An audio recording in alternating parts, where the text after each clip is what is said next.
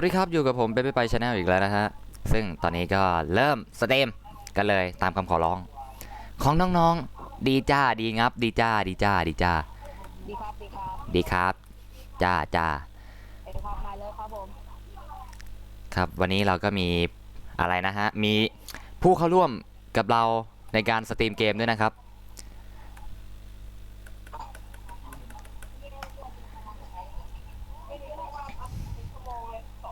ตอนแรกว่าจะสตรีมเที่ยง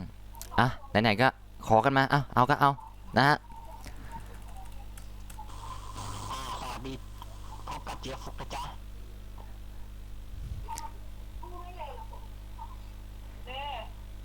อย่าตกใจเสียงนะครับเสียงดังหน่อย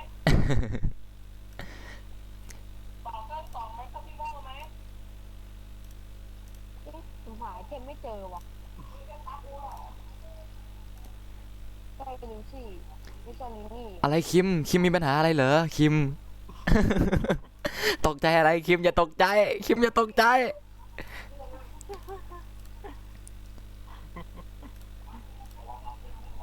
เอาเถอะไม่ต้องตกใจมันเกิดอะไรขึ้นเปิดทิ้งไว้เดี๋ยวมาโอเคครับโอเค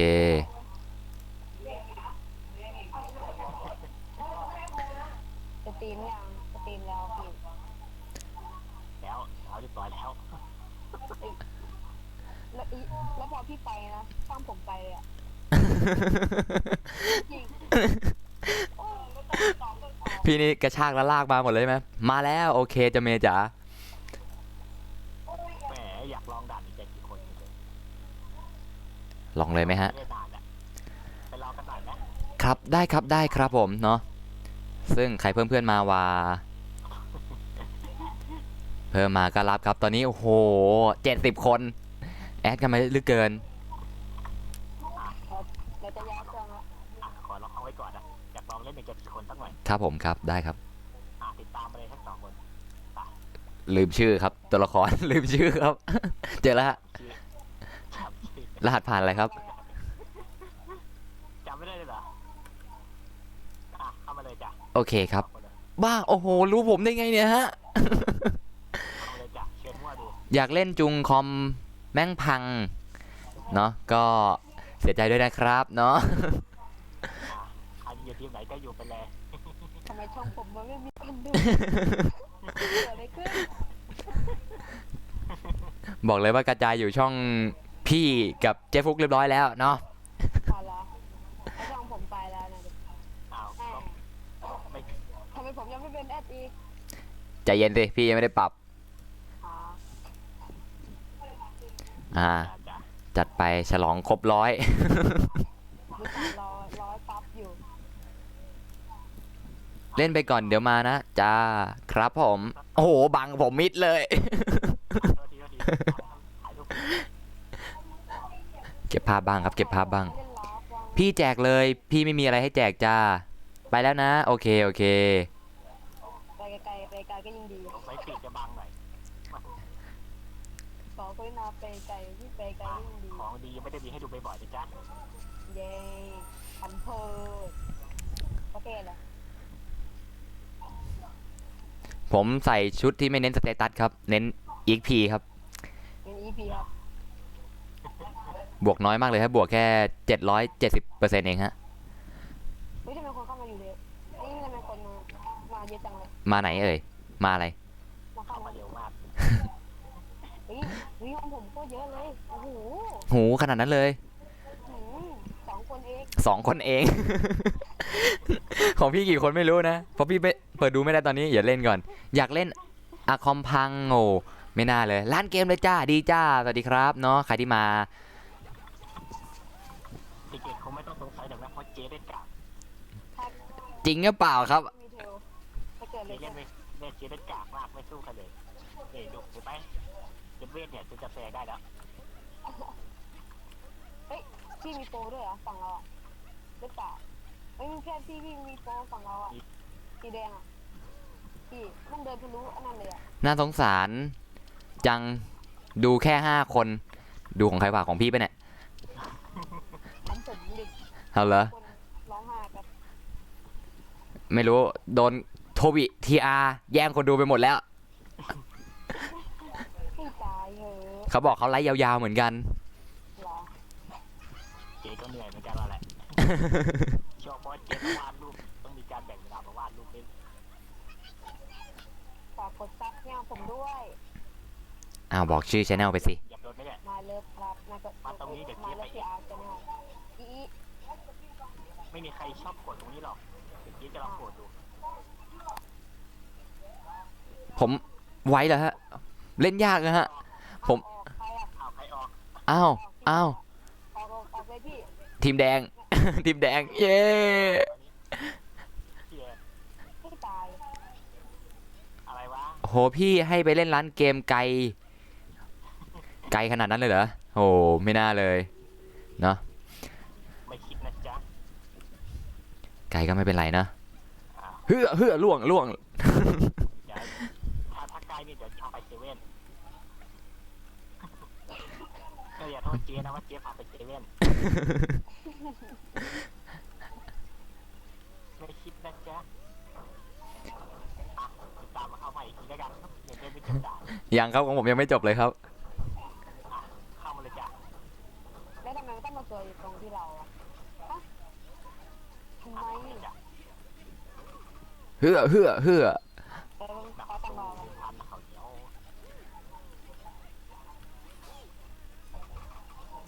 ปากพอมากอ้าวนะ อ่าเพื่อนมาด้วย เดี๋ยวราคาก็เข้ามาเลยดิมาแข่งได้เลยไม่ได้จะกลัวแล้ว อะไรติดตามเลยเหรอ เดี๋ยวเจ๊จะเดี๋ยวเจ๊แข่งให้ก็ได้ก็อย่าตกใจนะถ้าหากว่ายศลูกเจี๊ยบเคยแอบสมัครใหม่อยู่เขาบอกว่ายศลูกเจี๊ยบกับโปจ้ะเขาบอกเขาจะมีแต่ตามจริงแล้วเนี่ยคือเจ๊เองจ้ะไม่ใช่ใครหรอกเราก็เห็นกันเจ๊เอง พี่ฝากช่องผมเลยดิ นะ ฝากช่องผมเลยดิ ได้สิ ฝากกี่วันเหรอ เดี๋ยวจะถอนคืนวันไหนเนี่ย ทำไมยศลูกเจี๊ยบมาด้วยวะเนี่ยอ้าวอีกคนนึงไปไหน ผมยังไม่จบครับ ไม่เจอมาแล้ว ยังครับ มันไม่ยอมกดกันฮะ แอร์อยู่นั่นแหละ โอเคครับ ได้แล้ว เดี๋ยวย้ายเลยอันนึงไปแล้วอันนึงเดี๋ยวไลฟ์ก่อนไป เอ้ามาชวนกูอีก เดี๋ยวไปแล้วจะ อ่าแก เอาละฮะจบแล้วนะฮะ จบเลยเหลือแค่เราสองคนอีกแล้วหมดเลยเอาเถอะอะไรเนี่ยเดี๋ยวพวกเราต้องเพจกว่าขาวให้ดูหน่อยกว่าขาวเป็นเพลงไงวะกูยินไม่อีกเป็นวัน ผมก็ไม่รู้จักครับเพลงอะไรก็ไม่รู้ฮะ โอ้เพลงนี้เหรอกูร้องก็ได้ค้างเลยต้องเปิดแชทในโทรศัพท์แต่แล้วล่ะ อย่างงี้ กว่าขาวอยู่กลางเขาไปกลางเขาเดินมาระยองนะเล่ากันระยองระยายายกินน้ำลำไยน้ำไหลปีไปปีเดียวคิดเที่ยวจะไปเที่ยวมาชากระฟ้าปัดกับฟ้าปัดกับฟ้าขาวชาเขียวปัดไอ้เหี้ยเราไม่ไหวเองขาวเหรอนี่ถ้าหาว่าของจริงยากๆมันยากนะเหนื่อย ผมกดตามไม่ได้ครับ ผมกดตามไม่ได้ครับ ไอ้คนหัวมาเนี่ยไปไหนก็ไปไป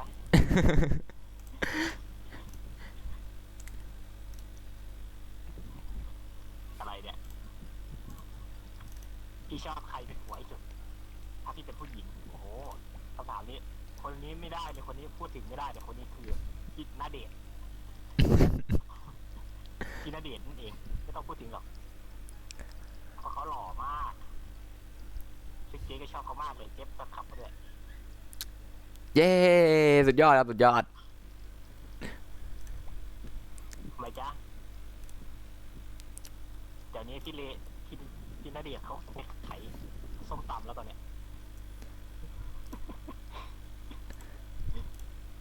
คือจะบอกไว้ให้นะครับ ต่อกันเลยเรามาวิ่งเล่นกันต่อ ครับ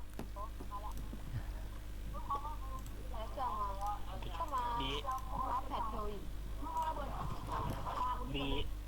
ดีนะเนี่ยที่ยังไม่มีใครเข้ามาทอล์กกันเนี่ยที่เราเก็กว่าข่าวไปเมื่อกี้เนี่ย ไม่มีครับไม่มี มีใครใช่ไหมเมื่อกี้ ไม่มีครับไม่มี มีแค่ผมได้ยินคนเดียวครับ คนอื่นไม่มีแล้วครับ พี่เพลงโนมีโนมีนี่เพลงอะไรวะ อะไรวะ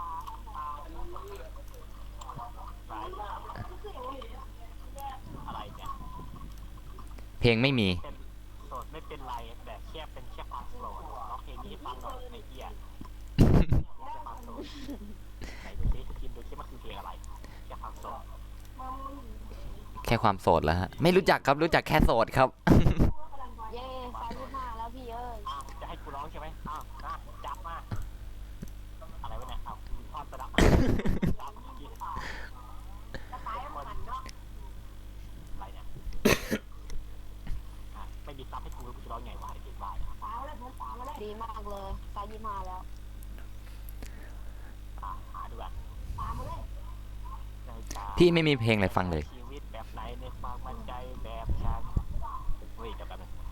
จะความมีเงินจากการที่จะไม่ทางเดินจะไม่ทางนั้นทางโลกทางเดินจะไปทางไหนจะทุกทางเดินแค่เป็นเลยเชื่อเดี๋ยวนี้ก็รักไปแตกนี่มันเพลงเร็วนี่หว่าที่มัน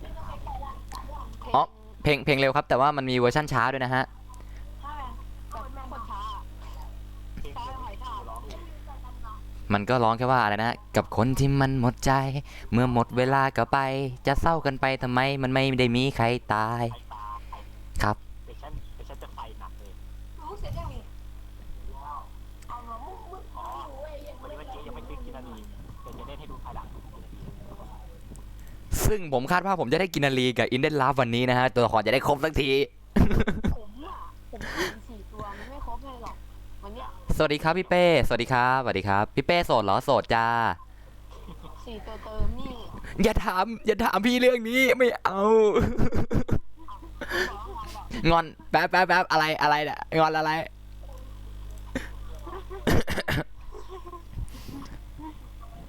เอาเพลงอะไรก็ได้ไม่มีเสียงอะไรเลย ไอ้ด่านนี้พี่ยังไม่เคยลองอยากลองหน่อยซะละ ครับ ซึ่งผมก็ยังกดตามไม่ได้เอาได้แล้วฮะ กดได้แต่ไม่รู้พาร์ทครับ ไม่รู้พัด หนึ่ง เอาไปเลยครับบน ไอผมก็อุตส่าห์กดพาร์ท1 1 1 1 1 อยากรู้จริงว่าด่านนี้มันเป็นยังไงไม่เคยเล่น หิมะมหาโหดเหรอฮะ เคยเล่นอยู่นะครับ แต่ไม่เคยถึงเส้นชัยครับ เคยเล่นครับแต่ไม่เคยถึงเส้นชัยฮะ มาสองคนหรือยัง ผมมาฮะ แล้วก็พี่เป้จะเติมเหรอ ไม่เติมจ้าเนาะ มีสปอนเซอร์เราจัดให้นั่นเองนะโหลดเทลยังไม่เสร็จสตรีมแล้วเหรอ จ้า พี่โสดเหรอโกหกขนาดนั้นเลยเหรอ มาแล้วเหลือเปิดเน็ต โหต้องไล่อ่านทุกอันเลยปะเนี่ย แต่เดี๋ยวรอผมด้วยดิ มายังมาแล้วโอเคจะคิมจ๋า เฮ้ยพี่เล่นไปก่อนเลยยังไม่ถึงเวลา เดี๋ยวเจ๊อยากจะลองด่านนี้สักหน่อยนะครับ โอเคครับ ไม่เคยเล่นเลย ปกติถ้าเป็นด่านพวกหิมะนี้ผมจะเอามากิเล่นนะฮะ เจ๊พอดีว่าเจ๊เล่นแต่น็อกเป็นอย่างอื่นแต่ไม่เคยเล่นเจ๊เลย เชิญหน่อยครับ อ๋อไม่ได้นะจ๊ะ ตอนนี้ลองด่านอย่าเพิ่ง ลองด่านเจ๊อยากลองเจ๊ไม่เคยเล่น น้ำมืดบ้า งอนอะไรเนี่ยใครงอนวะใครงอน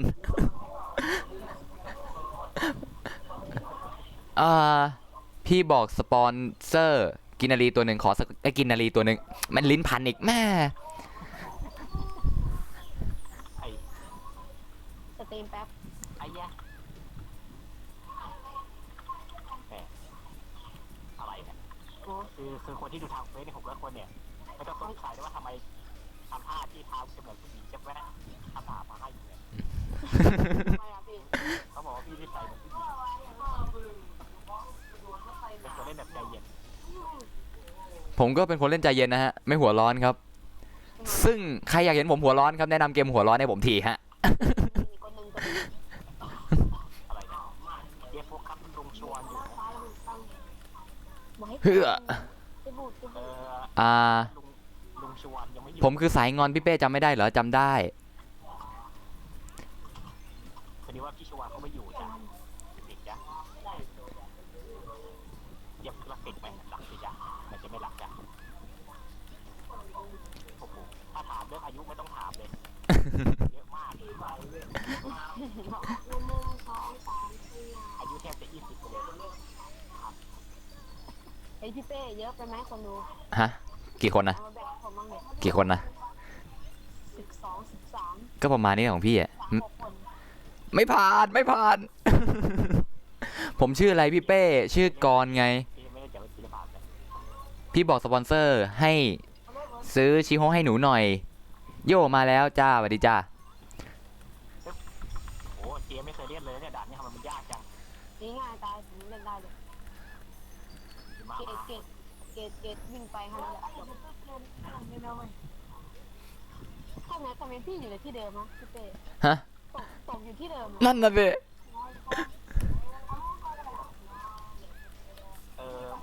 ไม่นานน้อยค่ะ เพื่ออ้าวจะถึงอยู่แล้ว เมื่อกี้ล่วงมางั้น อะไรเนี่ยทำไมเจ๊เล่นเก่งจังเก่งเหี้ยละเพิ่งจะเคยเล่น เย้ในที่สุดก็ผ่านตรงนี้สักที ก็เพิ่งจะเคยเล่นด่านนี้แหละเคยเล่นเป็นจิ๊กซอว์ของนักเฮียวกับยี่มหาหมด เดี๋ยวผมอ่านคอมเมนต์ให้นะ พี่อ่านอยู่พี่อ่านได้ อ่านได้อะไรอะ ผมไม่ได้ชื่อกรผมชื่อกรสุดหล่อไม่น่าใช่มั้งคำว่ากรสุดหล่อเนี่ยไม่น่าใช่มั้งฮะทำไมพี่ไม่แจก100ตามสัญญา มันยังไม่ถึง สวัสดีครับสวัสดีครับ มันต้อง500ก่อนเนี่ย แจกแล้วไง100อะแจกแล้วไงแจกแอดมินไปละ1 คนไงเออ เมื่อวานนี้เป็นไรครับ อะไรเนี่ยน้องเอ็มไทยแลนด์น้องเอ็มไทยแลนด์นี่ใครจ๊ะ สวั มั ส นเคย ดี เห็นมันเคยเห็นในเมื่อวานนั่นแหละน้องเอ็มไทยแลนด์มันเคยเห็นในนี้ ผมชื่ออะไร พี่ดูพี่เป้ด้วยเหรอ ดูครับ ก็หมายเลิฟไง เย็บยาวชิปพี่ไปแล้วกันนะเดี๋ยวชื่อพี่ไปโปรโมทให้ใครนะ ผมไม่โปรโมทอยู่แล้วครับผมไม่ครับ ก็ดูพี่เป้ด้วยไง เดี๋ยวมีคนรู้จักเยอะที่เป็นเรื่อง แจกชิโฮหน่อย พี่ก็ไม่มีจะแจกจ้า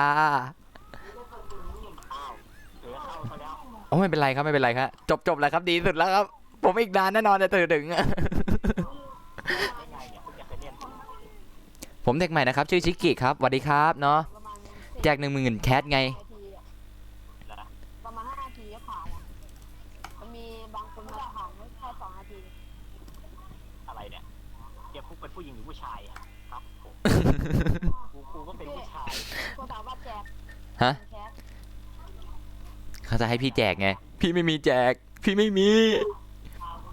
ไม่แจกหรอก โอเค ครับ ยากมาก มันยาก เมื่อกี้ก็ไม่เคยเล่นแหละก็เพิ่งเคยเล่นก็เลยอยากลองเล่นต่ เขี อย นอะไรอ่ะ เขียนผิดครับ สำหรับเด็กใหม่ที่ยังไม่รู้จักผมนะฮะ ผมขอแนะนำตัวกันนะครับ ผมชื่อเป้นะครับ เรียกผมว่าพี่เป้ก็ได้นะ ชื่อเต็มๆผมคือเป้ไปไหนก็ไปไกลๆได้ยิ่งดีนะครับผมเนาะ ซึ่งอันนี้เป็นแค่ชื่อธรรมดานะไม่ได้ใช้เนาะเชิญหน่อยผมเชิญคนอื่นเข้ามาด้วยได้ไหมได้ฮะ โอ้โห มันยากที่จะผมปัดกำหนดเทลสิก โหพี่ทำตามสัญญาเลยแล้วพี่จะแจกใคร พี่ใจร้ายพี่รหัสอะไรพี่รหัสอะไรรหัสห้องไม่มีจ้า ตรงนี้มีจ้ามาช้าๆเลยทีเดียว เอ้ยมีนี่หว่า นักเตะก็2 คน ครับผม รหัสไม่ใช่พาร์ทเดิม แต่เป็นพาร์ทไม่เหมือนเดิม แต่ก็เหมือนพาร์ทเดิมนะของผมพาร์ทเดิม1-3 ตัวฮะ เป็นรหัสประจำผมเลย1-3 ตัวครับ โอเคได้อาบัตรอีมาเรียบร้อยแล้วเข้ามาตีมาได้เลยเอ อ้าวมัวถูกได้ไงวะน่ะ รู้ขนาดนี้เลยเหรอ1ไม่บอกแล้วไม่บอกกดเริ่มเลยนะครับ เจ๊เพิ่งเคยเล่นด่านนี้ไม่ต้องพูดถึงหรอกเคยเล่น ผมก็เล่นหลายรอบอยู่นะฮะแต่ไม่เคยถึงเส้นชัยครับ พี่ก็อยากลองมาเล่นตั้งนานแล้ว ไปขวานะครับไปขวาก่อน พี่เคยถึงว่าใช่อ่ะที่ 3 ที่ 2พี่เคยเห็นอยู่ ไม่ด่านนี้พี่ยังไม่เคยเข้าเส้นชัยเลย เอาละ อ่า แบบนี้แหละ เดี๋ยวจะชนพี่เป้ให้ ตาลให้ตาลนี่คืออะไรนะให้ตาลให้ตาลหรือให้ตายพิมพ์ไม่ถูกแล้วค่อยมาคุยกัน ปึ๊บซึ่งเจ๊กับ ตัว เพื่อน ไหน เล่น กันนี่อะไรอ่ะแม่ไม่เอาแล้วแม่แล้วเออ ผ่านอะไรอ่ะไปไม่ต้องลองไอเดียแล้ว ก็อย่าโทษเจ๊นะว่าเจ๊เล่นไม่เก่งด่าเนี่ย พี่เป็นคนแจกไอเดียอ่ะพี่ ฮะแจกไอดีก็ไม่เอาหรอก เพราะเราจะเอาไอดีเขาไปทำไมอะเนาะไอดีเราก็มีเล่น เอาไปขาย เอาไปขายอย่างกะแจกมาแล้วจะได้ของดีเท่าไหร่ ประกาศห้องพี่เป้หนึ่งเลยอะ ไม่เป็นไรเดี๋ยวพี่เปลี่ยนพาร์ทอย่ารู้กัน โคตรมั่วต่อไปโคตรมั่ว งั้นตั้งชื่อตั้งรหัสห้องภาษาไทยแล้วกันโอเคป่ะ จัดไปครับ เอาทุกคนเลยเนาะ โอ้ยอย่า เอาสุ่มด่านเลยพี่ไม่เอาเนี่ยหรอกเอาฮาร์ดดีกว่า เอาแบบสุ่มด่านไปเลย สุ่มด่านเลย แต่ถ้ามันเกิดเกมน้องไปเฮียวพี่ไปช่วยอะไรไม่ได้ คอมเมนต์ก่อน พี่เล่นกากมากด่านเนี่ยแต่ละด่านพี่เล่นกากมากพี่เคยแพ้มาหลายรอบเพราะว่าพี่ถูกเจ๊ชัยไปที่เรียบร้อยแล้ว เหรอฮะ โอ้โห จริงแล้วเพราะพี่เล่นกากมากเลย ขนาดเล่นกากมากเลยนะฮะ ถึงแล้วจ้ะ เข้าไปเลยครับไม่เป็นไรฮะ เราจะได้ด่านต่อไปกันสักทีฮะ ซึ่งเราจะได้ไปเปลี่ยนพาร์ทห้องกันนั่นเองฮะ จะทำไหมสัก2 คน ไม่ทันครับผมไม่ทัน บอกรหัสให้พี่เป้ อะไร ที่3แล้วพี่เป้เลยชนะอย่างเนี้ย จบแล้วเนี่ยต้องออกกำลังกายเนี่ยคนเราเนี่ยต้องจะได้ตัวเบา มาเล่นด้วยมาแล้วเดี๋ยวมาแล้ว ยังไงเปลี่ยนผมก็รู้เพราะดูในสตรีม แล้วแต่เพราะพี่ไม่ใช่หัวห้องแล้วตอนนี้ที่1เป็นหัวห้องนะ พี่ไม่รู้รหัสผ่านแน่นอน ไม่ต้องถาม เดี๋ยวเราป้าต้องมาดูช่องผมว่าใครตั้งรหัสระเบิดปี2โอเคมาแล้วเดี๋ยวรหัสเลย ดิเอาลอง โอ้โห มาไวเหลือเกินนะ ไปมาไวอ่ะ มาไว2 คนมาไฟไหม มา เนี่ย ไว เปลี่ยนแล้วเนาะเปลี่ยนพาร์ทเรียบร้อยแล้ว ผมพาไปก่อนแล้วอี โอ้ยอะไรอยากลองใส่ของแบบนี้ดู ครับลองดูเลยฮะ เต็มที่ครับเต็มที่ตามสบายครับผม เปลี่ยนดันได้ไหมครับ ได้สิก็บอกด่ามาเลย บอกด่านมาเลยเนาะอ่า ไปเลยเราด้วยมาแล้ว อันนี้เขาเป็นหัวแล้วเปลี่ยนได้เลย เปลี่ยนได้เลยบอกเขาไปเลย เปลี่ยนแล้วฮะเขาเปลี่ยนเรียบร้อยแล้ว เดี๋ยวจะเอานกไปฟาดหน้าเขา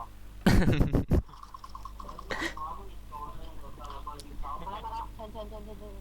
เสียไม่ทันแล้วจ้ะ เอ้า ตัดเกมไปแล้ว ไม่ทันแล้ว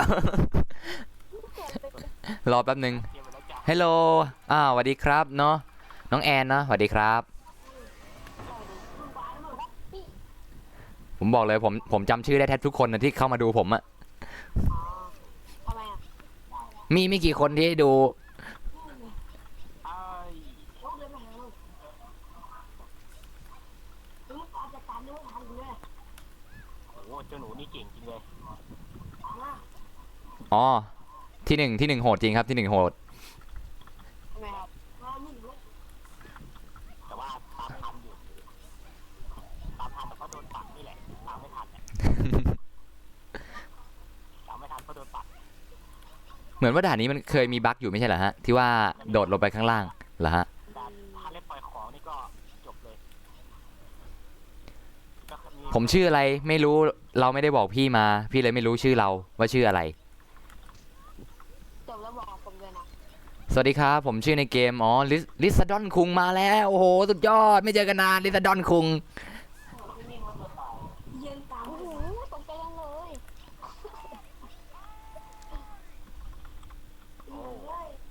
เนาะลิซาดอนเอ็กคุงก็มาเล่นด้วยกันได้นะ แต่ถ้ารู้รหัสผ่านเนาะมาเล่นด้วยกันได้ รหัสยังไง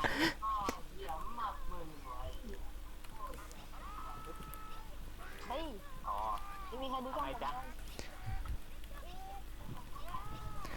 เฮ้ย ใครก็ได้มาดูช่องผมที ไม่เอา ไม่เอา เส้นชัยอยู่ข้างหน้าทำไมผมไม่เข้าเนี่ย ฮึฮึฮึฮึ ออกกำลังกายก่อนเราไปร่มเอาไปกางจากฝนจะไม่มีฝนตกในสตาร์ ครับ วันนี้ท้องฟ้าแจ่มใสครับ เชิญหน่อยเชิญหน่อย ดีครับ ดีจ้า ดีจ้าน้องออมเนาะ เชิญผมหน่อย เดี๋ยวแป๊บหนึ่งอย่าพี่เชิญ รหัส111ผมรู้ ผมฟังพี่มา ไม่ใช่ ไม่ใช่ นี่ไม่ใช่ห้องพี่ หรือว่าใช่วะ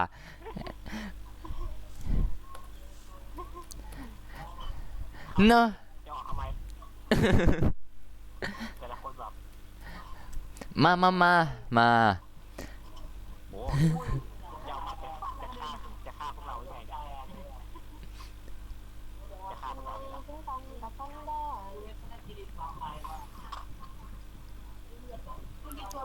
จะถามหน่อยเนี่ยจะฆ่าเขาเป็นไงวะ สวัสดีทุกคนด้วย รหัส1 3ตัวแล้ว อ้าวเอาแล้วไง ผมอยากได้บูสเตอร์ครับ บูสเตอร์ครับ ก็รหัสเท่ากัน5 เอาเหรอฮะ ตึ๊บ เอาอย่างน้ำสตรีมแรกของผมก็1 ชั่วโมงอะนะ อย่าเล่นด้วยนะ พี่โอเคได้เนาะอย่าเข้ามาเล่นด้วยกันได้ ถ้าห้องไม่เต็มซะก่อนเนาะ อุ้ยโดนปัดอีกแล้ว ผม ผมนี่ซัดแรงน้อยซะด้วย บิ๊กโบตามหลัง จะฆ่าฉันได้ไงอ่ะ เอ้ยมีกองมีบั๊กด้วยชูอ่ะใครอ่ะผม ต้องมี รู้เล รั ย กแค่หน่อย ใช้ชูเลย เพื่อโอ้โห โดดเหยียบหัวซะงั้น อ้าวไอ้เหี้ยโทรศัพท์ดังตั้งเป็นคนโทรมา ครับ พี่โบมียืนนิ่งไว้เอาเน็ตช้านะพี่โบ อืมเอาไว้ที่หลังแหละงานดึก ก็ใครว่านี่ ยายา เอ้ยนี่คนผิดที่2เจอ โดนตบล้มเลย ไอ้กระแชงวะไอ้กระ โอ้ มาแล้ว โอ้ใครวะเนี่ยคนเดียวนี่หว่า เพื่อ แรงเขาเยอะกว่าเราเราปัดเขาไม่ได้ อ๋อไม่ต้องกลัวครับ ก็สเตตัสไม่เท่าไหร่ครับ15 แล้วก็7ครับ โอ้โห ตัวเองอย่าปัดเขาสิ ซึ่งไม่ต้องกลัวครับ คนที่มาเล่นกับผมแต่ละคนนี่ทุกคนนี่เน้นแรง15ครับอย่างอื่นไม่เน้นกันเลย ปัดเขาสิ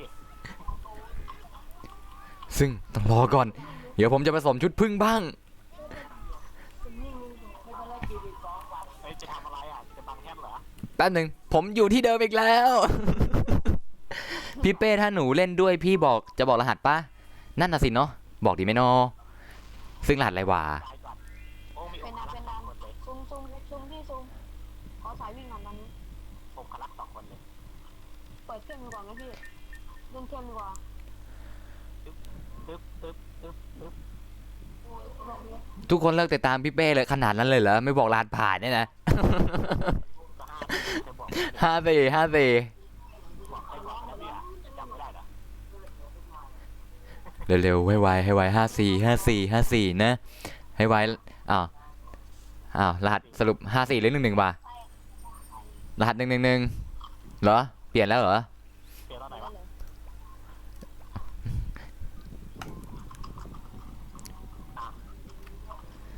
มีอีกไหมมีอีกไหมใครจะมาอีกไหม ทำไมทุกคนช่วงนี้คนไม่เริ่มโง่มาวะ เน้นแรงครับเน้นแรง แรงที่จะฆ่ากันอีกแล้วเหรอ ใช่ครับ ไม่ต้องกลัวครับ ผมไม่เน้นแรงครับ ผมเน้นสายวิ่งพี่ รหัสไรก็เมื่อกี้ไงเขาก็บอกกันอยู่111มั้งรหัสไรพี่เป้ไม่ทันแล้วรอก่อนเนาะ111ถ้าไม่ใช่13ตัวแหละใช่ออกเร็วเหลือเกิน ฮัจจ้า โอ้โหโดน เอ้ยใครชนผมชนฟิวเลยอ่ะ โหเข้าไม่ทันใครเข้าไม่ทันโอ้โหผมโดนเหยียบหัวซะงั้นหัวใครไปอยู่ข้างล่าง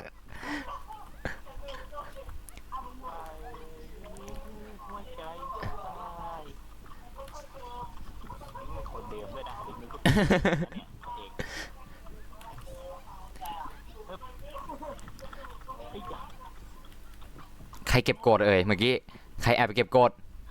ไม่รู้ไอ้ เพื่อ เฮ้ยไปยาวไปวันนี้นี่ ฮ่าฮ่า ตอนนี้พี่เป้อยู่ที่อะไรแล้ว พี่พระอะไรหายาก อุ้ย พระอะไรหายากพระอะไรวะดูไลฟ์อยู่โอเคจ้าเนาะ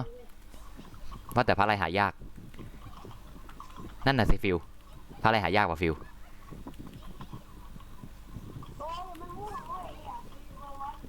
ไปยาวไป ดีครับดีครับผมเนาะ แพ้ก็โดนปาด ไอดีโดนแบนไอดีใครเอ่ยโดนแบน อดีใครเดินไป เพื่ออะไรพญานาคอะไรคือพญานาค เมื่อกี้ใครใช้ชูมะ ผมไง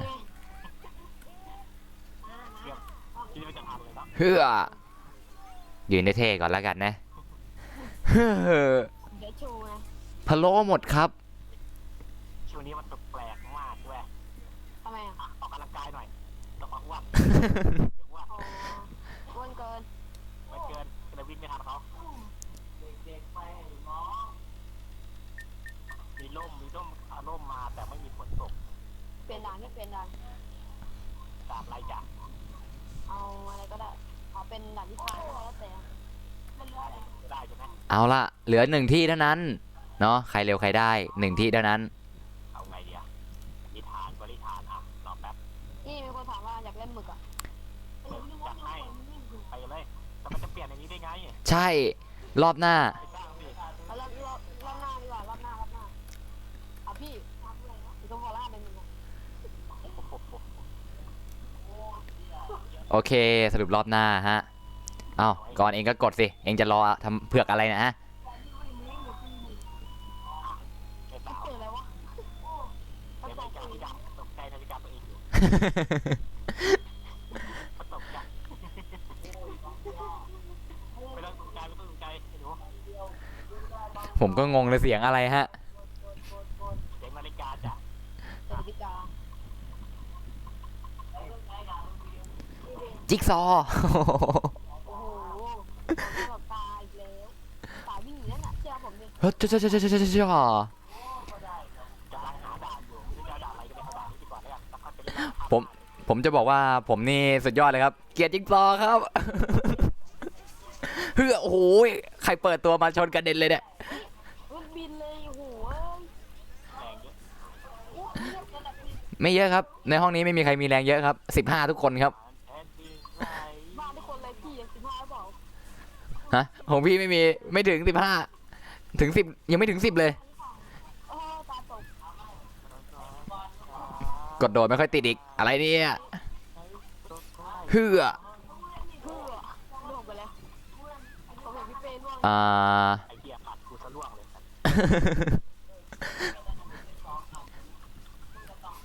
มีแม่นางหนูรอแป๊บนึงแต่ว่าเองพลาดอะไรหนูตัวเองเล่นวิธีหนึ่งแพ้พอโดนปัดอะไรเนี่ย พาร์ทผิดอ่ะพาร์ทผิดเหรออย่ารอรอบต่อไปนะ นี่อย่ารีบ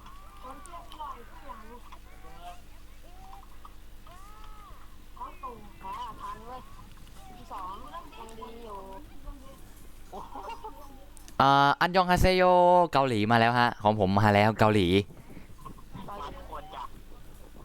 ผมว่าเขาพิมพ์ด่าพี่มากกว่านะ ไม่ใช่ ใครก็ได้ว่างๆแปลให้ผมทีนะฮะ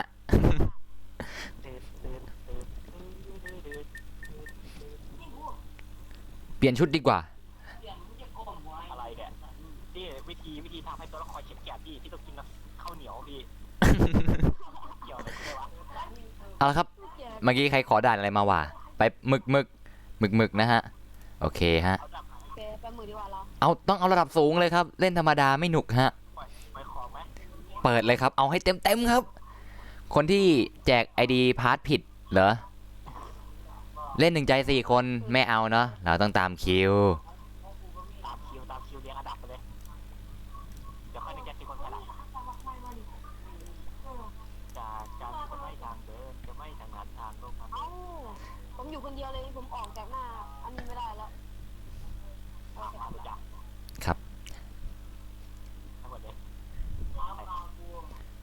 ก็แค่ความโสดมันก็มาอีกครั้งไม่ได้กล่าวไว้เนี่ยว่าหมึกไหนไม่รู้เหมือนกัน หมึกไหนก็ได้ครับหมึกนี้แล้วกันฮะเอาโหดๆไปเลยครับอันไหนโหดสุดครับ ไปซื้อหมึกให้หน่อยปฏิปากกาเขียนไม่ออก ครับตามสบายครับผมครับ หมึกเขียนไม่ออก หมึกเขียนไม่ออกใช่ไหมฮะ เล่นหนึ่งใจ4 คนพี่ นั้นพี่อ่านแล้ว เอาไว้ที่หลังเอาหมึกก็เอาให้เขาก่อน เขาขอมาก่อนเราต้องจัดให้เขาก่อนตามคิว ใครก็ แทนหน่อย ได้ แล้วกัน ชอบผม เขาแต่งตัวใหม่เขียนแทนหน่อยแล้วกันเดี๋ยวขอแต่งตัวใหม่ก่อน ครับ เขาถามอะไรผมจะตอบแม่หน่อยผู้ใด พี่ไปร้านเกมก็ได้เชิญด้วย เชิญผมด้วยโอเคก็ตามพี่มาก็ได้เนาะ ครบคนหรือยัง มาก็น่าจะครบแล้วล่ะฮะ นะครับ ครับ พิมพ์ไงก็ผิดใครก็ได้แปลภาษาให้ทีครับว่าง จะร้องเกินไปเขา ๆ แป๊บนึงนะในห้องเนี้ยมีแต่คนรู้จักผมทั้งนั้นเลยใช่ครับไม่มีรหัสเข้ามาได้เลยเนาะ เอาไปเลยเดี๋ยวล็อกด้วยเดี๋ยวเมื่อกี้ใครขอปาร์ตี้มาดูก่อน สู้ต่อไปกันดั้มอย่ายอมแพ้นะกันดั้ม ฝากช่องผมหน่อยดิ ได้จ้ะ ฝากไว้กี่วันนะ ดูหน่อย ฝากไว้กี่วันเอ่ย ทำไมพี่ชอบเล่นมุกนี้อ่ะ มีดอกด้วยไหมครับ รับดอกเบี้ยด้วยไหมฮะ ขอแม่งกดเลย ไม่น่ามีแล้วฮะ ส่วนมากรู้สึกจะเห็นเล่นกันเย็นๆไม่ใช่เหรอฮะ พร้อมได้โบนัสด้วยโบนัสที่20ลืมเชื่อเข้าปาร์ตี้พอดีลืมโทษทีลืมเชื่อเข้าปาร์ตี้ เมื่อวานผมเพิ่งใช้ออสไปเองครับ ออสบวก40ครับ ปาร์ตี้ชื่อว่าสกาย1 คำนะ ไปเตรียมตัวลง ปาร์ตี้หรือกิลครับอันนั้นสวัสดีครับ คิวมันหมายถึงแคนกลุ่มครับผม โอ้โหตามแหลกออกมาแล้วครับจังหวะนี้ นี่ครับ สุดยอดมากเลย อยากลองจับปลาหมึกไปต้มกินไหม ผมเคยลองอยู่นะฮะ วิ่งเข้าไปหาปลาหมึกอะครับ ตายเลย นี่อาจจะมีพิษก็ได้เขากินไม่ได้หรอก ทำไมปลาหมึกมันกินไม่ได้แล้วทำไมเราแพ้อะ ก็เพราะมันตัวสีม่วงมันมีพิษอาจจะมีพิษอะไร ใช่เลยฮะอุ้ยลืมไปไม่ได้เซ็ตโกดดันมาเก็บโกดทำไมเนี่ย ให้ตาย โกรธเลยไหม แล้วแต่ครับแป๊บนึงนะใครอยู่หลังผมเนี่ยบอกกดเลยไหมเนี่ยใครอยู่ข้างหลังผมเนี่ย โอ้ยเต็มที่กระแทกผมมันแล้ว เฮ้ย เอาบ้างฮะ ถึงเวลาโกรธแล้วเอาบ้าง โกรธได้ตรงจุดมาก ตัวที่มีการทำร้ายจิตใจทุกคนว่า โอเคเรื่องนี้ ใช่ครับ เขามีการ ชนให้แหลกชนให้แหลก ต้องแก้แค้นพี่เป้ให้ได้ ขนาดนั้นเลย เฮ้ย เฮือโอ้ยเฉียดนิดเดียวเองเฉียดสายแดงไหนก็ดีเนี่ยโอ้เมื่อกี้ใครชนโอ้ยเต็มที่ดับสิเฮือโอ้ยรอดตายเฮ้ยโอ้แป๊บนึงนะเมื่อกี้ใครวะก่อนใช่ไหมเองเนี่ยเองใช่ไหมเองที่แกล้งพี่ใช่ไหม แต่ว่า2 ตัวนั้นอยู่ไหนวะให้ตายดิทิวหาตัวเองไม่เจอตาย สวัสดีครับนะอายุ6 ชีวิตรอดอยู่ พี่กรีดให้ฟังหน่อยขนาดนั้นเลยเหรอฮะมินิโดราพี่ต้องกรีดให้ฟังด้วยเหรอ ใช้บาร์เดลไลท์เนี่ยเอาไว้ที่หลัง ถ้าพี่เป้ไม่เล่น1 ใจ 4 คนผมเริ่มติดตามเลยขนาดนั้นเลย ถ้าเล่นก็เล่นได้อยู่ตรงนั้น รอก่อนละกันเราต้องตามคิวนะ ตามคิวด่าเลยต้องเบิ้งอยู่แล้วแต่ว่าใครเข้าทันใช่ไหม ใช่ฮะ ช่วงนี้ตัวหายเลยอ่ะ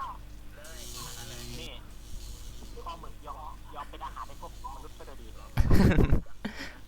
เหี้ยแบบไม่ตัว ตอนแรกผมว่าผมจะเปลี่ยนชุดอยู่นะเนี่ยลืมเลย มาดูกันมาดูประมาณ1 4 5 ขาเนี่ยพร้อมจะฆ่ากันทุกเมื่อ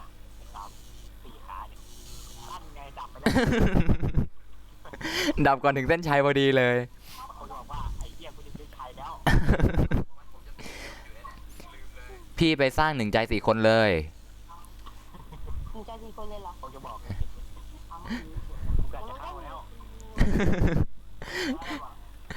กูจะมาตกรอบนัดไทย อย่างน้อยก็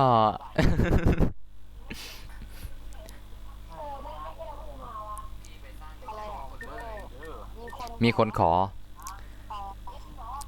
กรไงกรขอมา ที่ใครขอมาดีกันกี่คนอ่ะ เมื่อกี้กรครับขอมาครับกรครับ จะเอาไง ก็ต้องไปตามคำขอครับ ก็ชื่อห้อง 00 นะฮะพาสเวิร์ด13 ตัวเหมือนเดิม ใครเร็วใครได้เนาะฮะ เดี๋ยวเราจะตั้งเราก็ดึง ผมสร้างเองก็ได้มั้งครับ หรือไงฮะ ได้ดิ โอเคครับ ผมสร้างแล้วครับ มากันเองเลยฮะ เอาเราไปขอทำพิซซ่าไหมสั่งเอา ผมสร้างเรียบร้อยแล้วครับ ตอนนี้มากัน อ้าว ลืมปรับเป็นทีม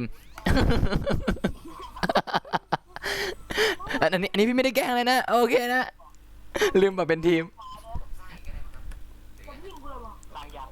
กำลังครับ โอเคครับ กดแล้วครับ เอาละฮะ ให้ไวเลยให้ไวเลยฮะ เฮ้ยคิดว่าไม่ทันโตทีมอะไรเราสร้างทีมมันเองหรอสีอะไรแดงอ่ะ แหมเดี๋ยวแป๊บนึงก็เปิดกล่องก่อนบอกว่าทำไว้ด้วยแหละจำไม่ได้ 3 ตัวครับผม เป็นรหัสประจำผมเลยเนาะ ทุกคนรู้กันหมดฮะ แป๊บหนึ่งจะอยู่ทีมแดงกันหมดเลยเหรอ เข้าไม่ได้เข้าไม่ทัน เต็มห้องแล้วครับ ไม่ทันแล้วเดี๋ยวอันเอาไว้ทีหลังแป๊บนึง ครับผม ให้คนอื่นเล่นให้เสร็จก่อน ตอบแชทแฟนเพจหน่อย แฟนเพจไหนวะแชทแฟนเพจ แป๊บหนึ่งจะให้เขาไปตอบแฟนเพจยังไงวะเนี่ย เด็กนั้นเดี๋ยวเจ๊ขอพักแป๊บนึงกวาดนิ้ว ครับผมครับ อยู่คนละทีมก็ได้ โอเค ก็คือแบบอีกฝ่ายหนึ่งก็พอดีเลยเป็นทีมในชาแนลใครเชียร์ทีมอะไรก็เลือกเอาใครเชียร์ทีมอะไรเนี่ยบอกเลย ทีมที่เล่นเป็นทีมแบบว่านิทานเลยใช่ไหม อันนี้สุ่มด่านมา แบบสุ่มไปเลย จบไปเลย ด่านผมใช้แบบสุ่มฮะ สตาร์ทไปแล้ว โอ้โห อะไรเนี่ย ถั่วครับ ลิสงฮะ อะไรเนี่ยเจ๊ฟูครับเดี๋ยวผมไปเข้าห้องน้ำแป๊บนึงเพราะว่าผมปวดเยี่ยว อยากให้รู้ไงครับว่าไปไหนครับ ตอนไหนอยู่ไงเขาเป็น FC เขาเป็นห่วงหรือเปล่า มาบอกทำไมเนี่ยปวด คือจะโดเนทรหัสผมไปให้ไม่เล่นละ โอเคเนาะ ขอบคุณมากนะครับ ก็เดี๋ยวส่งมาในเพจผมเลยก็ได้เนาะ ถ้าอยากจะ ถ้าไม่อยากเล่นแล้วหรือยังไงจะต้องการปล่อยรหัส ก็เอามา มาแล้วใครมาว่ะคิมมา อะไรเนี่ยเจ๊ฟูเคยยศกันคลาเนี่ยแล้วทำไมเจ๊ฟูใช้รหัสเนี่ยแล้วใช้รหัสจากคลาไอ้สัตว์ไปบอกกูยศจากคลากูสัตว์เสียรหัสไปบอกเขาทำไม ไม่เพื่ออะไรเขาไม่เพื่ออะไรพี่มันเกรดม่วงใส่สมมากเป็น ไอ้บ้าเอ้ย ศาสตร์เลย ไอ้บ้าเอ้ยไปบอกเขาทำไมเนี่ย เพื่อ ราคาอยู่ไปยศราคามาก่อน ตอนนี้ยศสูงสุดของเกมยศอะไรเหรอฮะ ให้แต่ ประวันเปล่าวะใช่ไหม พอจำได้ว่าล่าสุดที่เล่นแค่ยศรองเท้าติดปีกธรรมดาเนี่ยสูงสุดละสวัสดีครับสวัสดีนะครับสวัสดีครับผมเนาะสำหรับคนที่เข้ามาใหม่นะฮะสวัสดีครับ แต่เวลาเกรดแล้ว อะไรเนี่ยเจ๊ฟูขับบ้านเจ๊ฟูเนี่ยร้อนเปล่าก็ร้อนสิ เฮ้ยโอ้โห เพื่อใครโดนเกรดผลไป พี่มอเตอร์ไซค์ผมค้างซื้อผมใหม่หน่อย เป็นไรนะ มอเตอร์ไซค์ผมค้างเหรอ เฮ้ยอ๋อนี่ แม่โอ้โห โดนโกรธผมเนี่ยใช่ไหม ใช่สิแหม้กอดตรงไหนไม่กอดนะหลบไม่ทันด้วยเอาล่ะฮะ ตอนนี้ทีมของเต้ชนะไป ถ้าอยากจะให้เจ๊ซื้อมอเตอร์ไซค์ให้น้องเจ๊เก็บตังค์นะแค่นี้ก็ซื้อมอเตอร์ไซค์ได้ละมาบอกทำไมว่ามอเตอร์ไซค์ห้าโอ้ ตอนนี้ทีมพี่เป้นำอยู่ที่1-0 วีสานได้อยี่บ่จะนั่นบอกคอมเมนต์ที่อะไรสานได้อยี่บ่ อย่างนี้ก็ได้เหรอ ขอไปอย่างนี้พูดได้ไม่ได้พูดแบบขาดข้องอะไร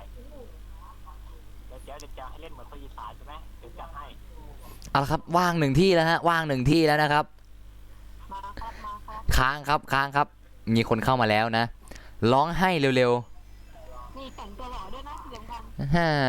ผม สวัสดีครับสวัสดีครับสวัสดีครับใครพิมพ์เนี่ยอ้าว ก็ผมเป็นแอดอ่ะ เป็นไหมเนี่ยแปลพี่ด้วย แปลสิ แฟนอ่ะมาด่าพี่เปล่า ไม่ใช่ อะไรเหรอ อ่าไม่รู้ครับเกาหลีครับอ่านไม่ออกครับ งั้นเดี๋ยวพี่เราไปดูดิ มันเขียน ครับผม ไอ้นั่นในบทประพันธ์ เดี๋ยวพี่จะไป เฮ้ยแรมเยอะจังเลยชนผมปิวแล้วอะอะไรอ่ะ หนึ่งใจ4 คนสายฟ้าเหรอโอเคอันนี้น่าเล่นหน่อย ใช่เหรอ ตายยาย เอ้าโดนเองซะงั้น พี่ออกกำลังกายเนี่ย เอ้ย น้องๆนี่น้องๆบอกว่าอยากอะไรเนี่ยผมอยากมีกล้ามพี่ อยากมีกล้ามท เรียนง่ายน้องๆวิทย์พื้นครับแต่อีกคนหนึงบอกมาว่าอะไรวิธีง่ายน้องไม่ต้องทำงานอย่างเช่นน้องำๆพี่เป้ว่าอะไรคิม ได้กล้ามแล้ว เต้นก็ได้กล้ามแล้วนะฮะ โอ้โหสีก็เบียร์ว่ะเต้นแล้วได้ บีบอยครับบีบอยไงบีบอยครับได้กล้ามจริงครับบีบอยครับได้กล้ามจริงฮะรับรองว่าปวดทั้งแขนปวดทั้งขาแน่นอนฮะ อะไรเนี่ยมีกล้ามมันก็ไม่ได้ดีเสมอไปอะไรวะ เฮ้อโอ้โหอะไรเนี่ยผมโดนอะไรเนี่ยทำไมกลายเป็นปลา เขาบอกว่ามีกล้ามก็ไม่ได้ดีเสมอไป ไอ้ทีมผมนำอ่ะตอนนี้ แป๊บหนึ่ง อ๋อ ผมโดนแกล้งเกรดม่วง ถ้าสักวัน มันจะมีอันทั้งหมด อ้าวทำไม มีกล้ามไม่ได้ดีเสมอไป ทำไมสตรีมมันสต็อปว่ะ เป็นอะไรอะ นั่นน่ะสิสตรีมสต็อปเฉยเลย เช็คหน่อยเกิดอะไรขึ้น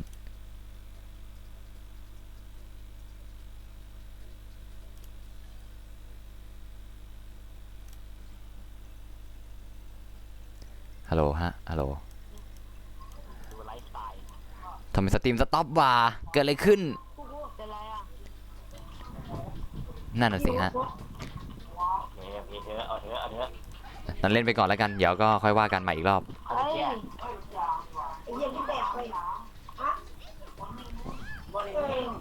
เฮ้ยมีคนเกลียดทรงผมเนี่ย ที่อะไรเนี่ยถ้ามีกล้ามเนี่ยผมกลัวว่าผมจะทำเมียผมหลังหักทำไมวะ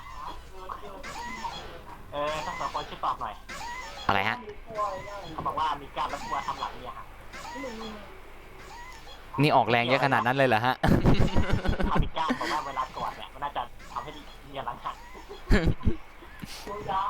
เฮ้ยหายแล้ว กดหยุดสตรีมแล้วก็กด เนี่ยผมก็เลยหนังสือเนี่ย ถอดกางเกงในแบบให้เด็กคือใส่กางเกงในอ่ะเขาบอก ขนาดนั้นเลยเหรอฮะ เขาบอกได้จัดให้บางขอ เฮ้ยมันเกลียดกันนะวู้ สตรีมมายังวะ ช่วยดูให้หน่อยดิมันพอได้นะ มันคืออะไร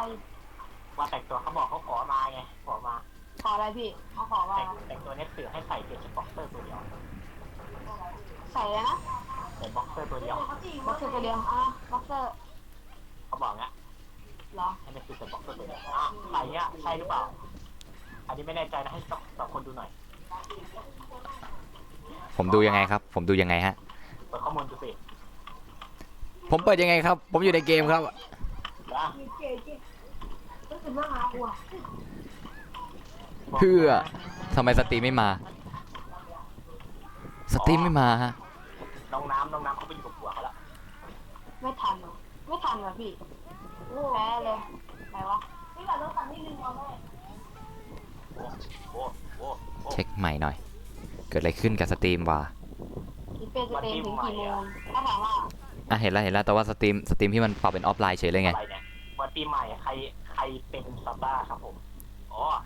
พี่ชวอนครับเป็นซานต้าครับผม อ้าวพี่ แจกของ แล้วมันก็มาเม้นต์ใช่หน้าผมด้วยเนี่ยนะไอ้เกาหลีอะ ว่า เปิดข้อมูลที่ดูเด็กสองคน อะไร ใช่ วะ หรือเปล่า แป๊บหนึ่งนะฮะ ใช่ใช่นี่เปล่าเปิดดูใช่นี่เปล่าไม่ไปหรอก อันไหนครับ เขาขอมาบอกว่าให้แต่งตัวอย่างเงี้ยใช่แล้วถูกสเปคเขาเลยเนี่ย เห็นไหมแต่งตัวไง แป๊บหนึ่งนะฮะ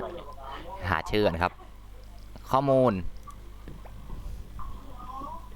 เขาบอกว่าแต่งตัวอย่างนี้ โอ้โห นั่นแต่เนี้ยสุด แป๊บหนึ่งนะฮะ เดี๋ยวสื่อต้องเซ็นเซอร์ไว้ก่อน เดี๋ยวมันอาจจะนั่นเกินไป เดี๋ยวบินครับ เดี๋ยวแนวบินครับ นี่คือบ็อกเซอร์ตัวเดียวคือใส่กางเกงใน ไหนวะ นะเดี๋ยวไปลองวิ่งดู ครับจัดไปเลยฮะ เดี๋ยวแป๊บหนึ่งนะ เอาเน็ตสื่อไปเล่นไอเดียเข้าไม่ได้ อ้าวเต็มดับล่าง เช็คก่อน สตรีมเกิดอะไรขึ้น สตรีมเกิดอะไรขึ้น จะมีคนดู2 คนด้วยนะจ๊ะ วันนี้ อย่าลืมกดซับ ทำ ส ไม ไคร ช่วง ต์ นี้มันไม่มีใครเล่นวิ่งผับวะ ไม่เห็นจริงๆนะครับ แล้วก็มีลูกเจี๊ยบแหละ เหรอ ก็ไม่มีเลยผมยังเล่นอยู่นะตอนนี้ หาไม่เจอเลยเนี่ยเพิ่งมันมีห้องเดียวห้องชื่อว่าจุด อาขาคนนึงครับเดี๋ยวคนนึงครับใครมีใครไหมพอดีคนดู3 คนด้วย ว่าแต่ โอเค สตรีมมาแล้ว โอเค โอเคฮะ อย่าแป๊บหนึ่งเนาะ เมื่อกี้มี accident เกิดขึ้น คืออะไร เหตุการณ์ฉุกเฉิน ไหนวะ เหรอโอ้นี่แหละคือการแต่งตัวของพี่เอ้ยมีแต่งด้วยแต่มันไม่เหมือนกันนะแต่ แป๊บหนึ่งนะฮะ เสื้อแบ เดี๋ยว บ ไม่ นี้ผม เป็นไร เสื้อแบบพี่ผมไม่มีเลย เราแต่งตัวแบบเด็กแมนไม่เด็กแมนโชว์เป้าโชว์ของอะไรอย่างเงี้ยโชว์ของบอกเงี้ย อ๋อ ของดีไม่ได้มีให้ดูบ่อยๆเขาบอก โอเค มาแล้วไปไหน พี่ปาปะแก่แล้วพี่ดู ข แต่ อง ง ตัว ดีไม่ได้มีให้ดูบ่อยๆจะใส่มาทำอะไรก็เชื่อสิอ้าวใส่ที่กระโปรงพอถอดเสื้อโชว์จะไป จะใส่ แข่งโอลิมปิก กระโปรงปิดไม่เข้าอ่ะต้องใส่ตรงนี้อ่ะนี่เธอเอาเรียกกดอีกอันไอ้เธอมีคนชวนเหี้ยเอ้ยกดอัพเวลาเขียน เลย เวลาเขียนได้สับเชื่อไปตอนนี้เวลาเขียนเสร็จนี่ตอบกลับไปเลยไอ้หนูเอง อะไรยังไม่เขียนแต่ผู้ป่วยอายุป่วย อย่าก็ยิงทิ้งมันหรอก เรียนปูซา มันหมดยุคละ พี่หนูไปละจ้า อายุป่วยอะไรมันบ้า ที่ห้องน้ำมันไปทางไหนก็บ้านห้องน้ำก็อยู่นั่นเลยเกี่ยวอะไรจะว่าห้องน้ำไปไหนเอาละอ๋อบ้านไม่มีห้องน้ำก็เลยไปปั๊มบ้านเรียนไม่มีห้องน้ำ เอากดเริ่มเลยรออะไรล่ะ ถ้าพวกมึงจะได้ ส่งของให้หน่อยสิ ผมก็ไม่มีของอะไรที่จะส่งให้เนาะ นะฮะ ซึ่ง หายลูกเขียนมา ใครอยากได้ของเรากับผมนะ ลูกพี่เขียนมาเราแป๊บนึงกัน ฮะ ลูกชายอ่ะ พี่ เขาเรียกพี่ว่าแม่ อ๋อ ผมขอเป็นด่านใหม่ได้ไหมอ่ะ เอ้า ผมจะเก็บเหรียญไอ้นั่นอ่ะ แล้วแต่เลย ไอ้เก็บเหรียญลึกลับอ่ะพี่ เขาเรียกพี่ว่าพี่เป็นคุณแม่ เขาเป็นด่านเป็นนั่นได้ไหม เอ้า ใครหัวห้องก็เปลี่ยนแล้วเซ่พี่ไม่ใช่หัวเนาะ ก็เปลี่ยนได้เลย แต่แย่ หัวเกา ชาแนลนี้ขอของได้ครับไม่ต้องกลัวครับ แต่ไม่มีของให้แน่นอนชัวร์ครับผม เดี๋ยวผม ขอได้ครับแต่ไม่มีของให้ครับ อ๋อผมอยากผ่านโคดับเบิลเฮลเอางี้เจมอีเวนต์หนึ่งเขียนรหัสให้กูได้จะเล่นให้เองมันผ่านให้ถ้าอยากเล่นดับเบิลเฮลขนาดนี้ให้ผ่านครับเอากูเล่นให้กูได้ขอมาเยอะจริงในคำถามเนี่ยขอมาตั้งแต่เมื่อวานละ ดรเฮลผมก็ใช้เวลานานเหมือนกันนะผ่านได้นะฮะ เกมถามใช้ในเวลาแป๊บเดียวเกมไม่คิดตังค์ด้วยเมื่อกี้ให้ ดีอยู่แล้วไม่คิดตังค์ด้วยไม่คิดตังค์แต่อย่างใดไม่คิดเอาอะไรที่เพียงแค่กดไลค์ให้ก็พอกดไลค์ให้ถึง600ไปเลย เฮ้ยไว้เหรอทำไมคนดูเยอะจังวะพี่ของพี่อะ กดไลค์ถึง100 600 700 300 400 1,000 100,000 1 ล้าน อันนี้ของพี่ฟุกเขาขนาดชแนลใหม่นะเนี่ย ทำไมคนดูเยอะจังอะอยากรู้ อันเก่าเขาบอกเขามี 2,000 กว่า อ๋อเก่าเขามี2,000กว่า แต่ว่าหนีจากการนะ แต่พี่มันมีคนบล็อกอ่ะมันบล็อกไม่ได้หรอกเพราะว่าร้านเล็กของหนูมันบล็อกไม่ได้ เดี๋ยวมาไปไหน อืม อะไรเนี่ย ผ่านแล้ว ชวานขาดอะไรเนี่ยชวานขาดด่างอะไรวะเดี๋ยวขาดเหี้ยอะไรวะ ชุดแปลไทยเป็นไทยอีกทีใช่ไหมฮะ อ๋อเขาบอกว่าลองใส่ชุดมารดู แล้วลองหันตูดชวนนี่แหละก็ไม่รู้ว่าคืออะไรนะหันตูดชวน หันตูโชวอน เขาบอกว่าดูตอนที่ชวนนั่งลงใส่ชุดมารเขาบอกจะเกงนะจะเกงดูแล้วที่จะเห็นเลยว่าชวนเป็นเกงแปลกๆไปโอ้ ที่สี่ ไหนดู ว้า สิ ย ทุกคนต้องไปหาดูกันกางเกงขาดด่างเขาบอกอย่างนี้ มีไหมครับ ตัวละครเหรอ เอาตัวอะไร เดี๋ยวพี่ดูให้แล้วกันเนาะว่ามี TR เท่าไหร่ เดี๋ยวส่งให้ มาดูแบบนี้เอ้ยเจ้าเจ้าเจอบ้างดีกว่าโอ้ดูคน ขอเป็น ญี่ หลา ปุ่ น น ลึกลับหน่อยได้ไหม ใครหัวเล่าภาคีสีเลือด บอกเขาหน่อยเอาดาแบบเป็นดำไหม ห้องน้ำดูแล้วปิดแล้ว พี่ว่าอะไรเอ่ย ทำไมเหรอชื่อแล้วปิดก็ยังจะเติมโค้ดละชื่อแล้วปิดเนี่ยจะครบเสร็จแล้วตอนจะไปเหมาโค้ดต้องเทียบเลย เดี๋ยวแป๊บหนึ่งเช็ค TR ก่อน มีเท่าไหร่วะ อ๋อมังกรเหรอเอาไว้ทีหลังมังกรน่ะเดี๋ยวจะแจกหรอกไม่ต้องกลัวไม่ต้องกลัวแจกไม่นอนมังกรเนี่ยใครอยากได้บ้างก็รีบบอกมาด้วยล่ะ ผมครับผม ผมดิ ผมครับผม อยากได้บอกด้วย ผม จะเติมใส่อีกสักพันหนึ่งพอพันหนึ่งให้โค้ดอีก1 คนโค้ดสันเดียวใครจะได้ เป็นคนที่มีชื่อเสียงนี่แหละในห้องท้องนี่แหละไม่ต้องพูดถึงหรอก เหรอครับโอ้ เด็กกับคนนั่นแหละ ครับขอบคุณมากนะฮะ มาพี่เดี๋ยวผม อะไรเนี่ยพี่อะไรเนี่ยพี่ผมอยากไปเจอฮาร์ดแต่ทำไงเจอฮาร์ดเคลียร์เช็คด้วยตัวพิโก้นะน้องๆครับพิโก้นะพิโก้ได้สุดง่ายด้วย TR พี่มีอยู่ 70,000 เนาะ ใช่เหรอก็เมื่อวานที่ส่งของนั่นให้เมื่อวานที่ส่งของนั่นให้อะได้เงินเยอะไม่ใช่เหรอ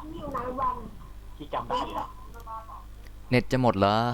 เน็ตจะหมดไปเติมซะบาย เดี๋ยวพี่ถามกันนะไอ้เงิน PR ที่ได้ไปเนี่ยจากพี่หรือเปล่า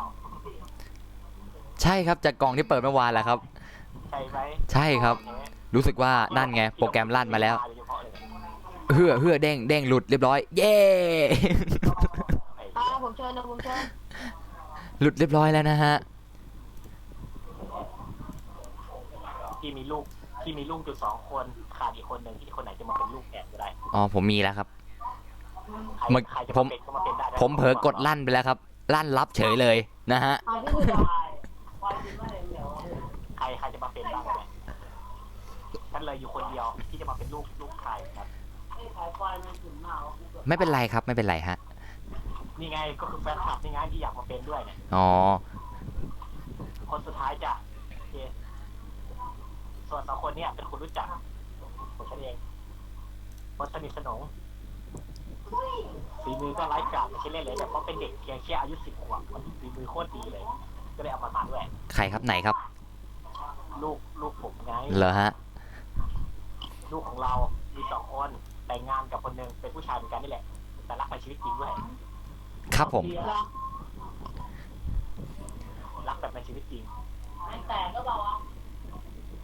คือนี่รักมากเลยนะ รักในชีวิตจริงด้วยแหละไม่ได้รักในเกมหรอกแต่งงานในเกมทั้งในชีวิตจริง อ๋อ เรียกว่าเป็นสายเกมเลย เข้าใจครับเข้าใจครับ ผมเข้าใจครับ แค่แต่งหญิงเฉยๆมันก็เป็นผู้หญิงละ พี่เป้มี TR เท่าไหร่มีอยู่ 70,000 กว่า มีคน อ๋อถ้าถามเรื่อง TR เนี่ยของพี่มีอยู่แค่เนี้ยน้อยมากเลย เท่าไหร่ครับ เท่าไหร่อ่ะ 50 ล้าน17,000 แป๊บนึงนะ50 ล้านเหรอฮะ 50 ล้าน โอ้โหย พ่อจะขอให้ผมดีแล้วส่งมาให้หนูหน่อย คนเยอะเลยเนี่ย 50 ล้าน ไอ้แค่ นี่ แล้วผสมของให้ผมอ่ะเอา พี่ก็เลยเอากล่องนั่นแหละให้ไป ขนาดผมเท่าไหร่วะ แค่100,000ยังเก็บลำบากเลยนะฮะ ก็พี่เล่นมาตั้งนานแล้วพี่เล่นมา10 กว่าปีละเห็นไหม ผมเลิกเล่นไปอยู่ประมาณ 5 ปีครับ น้ำผมเลย เล่นตั้งแต่มันเปิดแรกๆ มีผมเล่นล่าสุดก็มีแค่ถึงลาฟถึงกายฮะแค่นั้นแหละฮะ ยศจันทราเดี๋ยวพี่ดันเอาไปขายให้เขาแล้ว อืม ไม่มีใครเอาไงที่เอาไปให้ใครแต่ละคนไม่มีใครเอาแต่คนยศจันทราก็เลยเอาให้ไม่ขาย เป้ สรุปให้มิ ไม่รู้สิมิ ไม่มีใครเอา ฮะว่าอะไรเอ่ย ไปบอกในแชทพี่หน้าห้องหนึ่งชื่อห้อง00เดิมมาเลยมันไม่มีคนมาเข้า ก็พี่ยังไม่ได้เข้าเกมไง ส่วนมากก็กดตามพี่มาแล้วก็ใส่รหัสผ่านกัน นี่คือชุดอะไรเนี่ยเขาเรียกกันนี่คือชุดอะไรชุดปรับผีเขาเรียกกัน ชุดประหลักขิกเหรอครับ พี่ออดิชั่น พี่จะบอกว่าโหลดมาแล้วล่มซะงั้นเน็ตล่มนะเลยโหลดไม่เสร็จขี้เกียจโหลดละ เรื่องเอลซอสเหรอเอลซอสเอาไว้ที่หลังเล่นอยู่ถ้าถามเรื่องเอลซอสต้องคุยง่ายเลย อ้าวเล่นเอลซอสด้วยเหรอครับ ถ้าจะให้เจเล่นเอลซอสก็ได้อยู่ พี่เป็นคนด่าพี่ด้วย แบนสิ เป็นแอดมินไม่ใช่เหรอ แบนฮะ อ่ะเอก2 คนได้เล่นเอลซอสไหมเอก2 คนอ่ะ ผมเล่นครับผมเล่น เวลไหนจ๊ะ รู้สึกจะตันอยู่ตัวหนึ่งมั้งครับ พี่เวลแค่80เอง ผมน่าจะ60 หรือ 70 ไม่รู้ เพราะว่าก่อนอัปเดตใหม่ฮะ ใครเล่นอาชีพอะไร ผมเล่นน้องเหมียวครับใช้หอกครับ เชฮอโอ้เหมือนกันเลยนี่หว่า แต่ว่าของพี่เนี่ยเมื่อ80ทุกตัวเลยนะของพี่อ่ะ ของผมมีอยู่2 ตัวเองครับ เล่นไปถึง 70 ไม่ไหว ขึ้นยากครับ 90ไม่ไหวก็เลยเล่นแค่ได้ถึงตัว80ไม่ไหว มันเจอแล้ว เดี๋ยวเรามีเวลาว่างจะเล่นด้วยกันเลยเดี๋ยวซอสเนี่ยมีคนขอมา เอาได้ครับได้ฮะ เอาไว้เป็นตอนเย็นนะตอนเย็น เวลาสักประมาณ19 นาฬิกา 18นี่แหละ ก็เดี๋ยวผมขอโหลดใหม่แล้วกันครับ เพราะว่าผมก็ลบไปแล้ว อ้าว โหลดก็ไม่น่านานมั้งฮะ มั้งครับมั้งด้วยนะฮะ ไอ้ยะ เซตแต่งงานมากิ 15,000 TR ได้ไหมทำไมหลายคนจังเลย วันอะไรเนี่ยวันไหนเก็บปุ๊บจะมาเป็นครูสอนภาษาอังกฤษเออเอาไงเดี๋ยว2 คน ครับอะไรล่ะฮะ บอกกับเด็กหน่อย ว่าอะไรครับ เด็กอยากให้กับพี่เป็นครูสอนภาษาอังกฤษ มันไม่มี ก็ดีครับก็ดีครับ เอาไม่ได้เลย มึงบอกมาอย่างนั้นเลยเหรอไม่อยากเป็นครูสอนอังกฤษเลยอ้าวพี่ขอเอาลูกของพี่มาด้วยเล่นด้วยได้เปล่า ได้ครับได้ มาละ มาแล้ว สวัสดีครับ สวัสดีครับ อีกครับ สวัสดีนะคะที่มาเข้ามาใหม่เนาะสวัสดีครับ เดี๋ยวแป๊บหนึ่งเนาะกะหรี่ กะหรี่ ครับ เดี๋ยว สวัสดีเขาดิ สวัสดีครับ สวัสดีครับสวัสดีครับ สวัสดีครับ ครับสวัสดีครับสวัสดีครับ อันนี้น้อง ครับสวัสดีครับสวัสดีครับ ครับผมสวัสดีครับ ครับสวัสดีครับ ครับสวัสดีครับ ตามมีอะไรจ๊ะ ก็เห็นพี่ไม่ลงอะไรหน้าเลยพี่ก็เลยคิดว่าพี่อะไรนอนในเทลไงผมก็เลยคิดว่าพี่ออนในอารีนาอยู่ไงผมก็เลยลองเปิดอารีนาพี่มาดูแล้วผมก็เห็นพี่เข้าดูยูท็อกเนี่ยแค่นั้นแหละ ใช้สูตรบั๊กเหรอใช้สูตรบั๊กเหรอ มีคนถามว่าผมอยู่กับใครครับ จะบอกดีไหมครับ เดี๋ยวใครครับ เอาไงดีเอ่ย เกตไม่โดนอีกไม่เป็นไร เฮ้ยพี่ถุงมือที่พี่ได้ถาวรนะพี่ ตาม แบบมันบอก EP ได้ดีมากเลยนะพี่เป้ อะไรครับ มีคนคอมเมนต์มา อันไหนเอ่ย ไม่ได้เห็นเองนานแล้วเนี่ย นะครับ บอกอะไรกับเด็กๆไหมเด็กๆดูเองอ่ะ จริงโอเคพอเดี๋ยวพี่อะไรก็ได้เดี๋ยวพี่แล้วแต่พี่ เขา เล ไม่ ย เขาไม่เห็นมึงนานเนี่ยเขาบอกเนี้ย ผมพยายามที่จะเป็นคนธรรมดาอยู่พี่พยายามที่จะเล่นกิ้งก่าให้ไม่เก่งมากที่สุด เหรอจะเหมือนพี่คนนั้นเหรอ ไม่เหมือนเรา แก พี่ พี่มีชื่อว่าเทียนพิกาดอ่ะเห็นอยู่ปะ ไม่ฮะอย่างน้อยผมก็อยากเล่นให้เป็นนะตอนนี้ดรเฮลตอนนี้ปล่อยทิ้งร้างเลยเนี่ยคือแบบแทบไม่ได้เล่นเลยฝีมือตกไปเยอะ เอามาเลยพี่จะเล่นแล้วเดี๋ยวเชิญนะเดี๋ยวเชิญพี่เป้ละ โอเค เอาแล้วก็จะดีในหนังวะเอากด น่ากลัวจังเลยเขาบอกเนี้ยเด็กๆก็อยากเล่นนะแต่เด็กๆโหลดเกมไม่เป็น ก็สอนเขาโหลดดิพี่ อุ้ยเดี๋ยวไม่ทันเมื่อกี้แบบสปินเยอะเกินไป เหรอ ไอ้ตายการเล่นอ่ะเป็นไรวะอ่ะคะเฮ้ยฮัลโหล ฮัลโหลว่าอะไรเอ่ย เต็มห้องไวมากเลย ห้องจะเต็มไวไปไหนนี่ ทุกคนเล่นอะไรกันอยู่ครับตอนนี้ทุกคนเล่นอะไร เล่นเทเลเนอร์ครับเทเลเนอร์ครับ อ๋อเล่นอะไรกันหมดเลยโอ้โหอะไรค อา รั บบ ก็เล่นอาบก็เล่นทำไมไม่เข้ามาล่ะ พี่เป้ขอชุดแต่งงานมากิ 15,000 TR ชื่อนันรอแป๊บนะจ๊ะ โอ้มาแล้ว ขอมือหนึ่ง ดีงับ ดีครับ มีการขอบ้างนะ เข้ามาใหม่สิออกมาใหม่เนี่ย พี่เดี๋ยวผมมาเล่นด้วยได้ไหมเนี่ยแล้วเจ๊ฟุก เรากำลังทำไลฟ์สตรีมกันต่อว่า เราพี่แสบคอมาก เอายาหมอง อุ้ยได้ของด้วยว่ะตบมือได้อะไรวะได้ พี่ ของ เป้ ด้วย พี่เป้เอาดำยาวๆนะผมจะเก็บเหรียญเอาไปก่อน อ่า เดี๋ยวเราหมดแล้ว มันหมดไปแล้วไม่ใช่เหรอ ก็ใครดูคลิปของผมอยู่ว่าเริ่มกดไลค์กด ไหนเจ๊ ใคร ฟุก ด้วย เจ๊ฟุกรหัสอะไรเจ๊ฟุก มันท้องเต็มแล้วว่ะอาร์ม โอ้โห เราแป๊บนึงแล้วกัน FC ผมเยอะครับ ต้องเข้าใจนะฮะ FC ผมเยอะครับ เด็กๆเย ไม่ อะ ได้ดูไลฟ์สตรีมเยอะขนาดนี้แต่กูไม่เยอะก็ว่าแล้ว เอาผมหัวห้องเหรอ เอาแล้วก็ไม่มีใครบอกผมเลย อ๋อก็ผมก็บอกพี่บอกว่าอย่า เอาเหรอ ไม่ใช่ ตอนแรกก็เห็นคนอื่นเป็นหัวห้องไง ตอนแรกเห็นภาคีสีเลือดเป็นหัวห้อง ใครเป็นหัวหน้าห้องเนี่ยมีบัตรนั่นไหมบัตรหัวหน้าห้อง ไม่มีมีครับ มีครับ ยังไม่ได้เปิดใช้ครับ ของพี่มีอยู่14-15 วัน ของผมมีอยู่วันหนึ่งครับ ของเมื่อวานใช้ไปแล้วครับ ช่วยหนึ่ง ไม่ใช่อาร์ม ครับ เขาลืมเยอะ จริงเหรอ ไม่มีนะ มึงเป็นตำนานเลย อันนี้ใครเหรอครับ คุณชายอาร์มเหรอครับ ใช่ ไม่ครับคนเล่นธรรมดา เขาลืมเยอะแล้วแม่งก็อยู่เกินสกาย พี่โฟกผมเดี๋ยวต้องรอใช่ไหมพี่เริ่มเกมผมรู้แล้วผมรู้ ใช่เริ่มเกมแล้วครับ เริ่มเกมแล้วฮะ คีย์บอร์ดรัวๆอย่างนั้นเป็นคนที่ปล่อยไปชิแล้ว เอางี้อาร์มมันมีอยู่ตอนหนึ่งทุกคนบอกว่าขอไปเข้าห้องน้ำแป๊บหนึ่งนะ เขาจะทำมายังอ่ะ เขามาแล้วต่อ อ้าวดีน้องบีสวัสดีจ้า เขาเพื่อนเลยไม่รู้เลยเนี่ยว่าเราจะเพิ่มใครเริ่มเนี่ยเพิ่มหมดทุกคนนั่นแหละในห้องเนี่ยเพิ่มหมดทุกคน เฮ้ยอะไรอ่ะ เพิ่มหมดทุกคนเลยแต่ถ้ามันคอเลยดีเอาผมมันต้องหิวเลย ไอ้ ชมผมบ้าง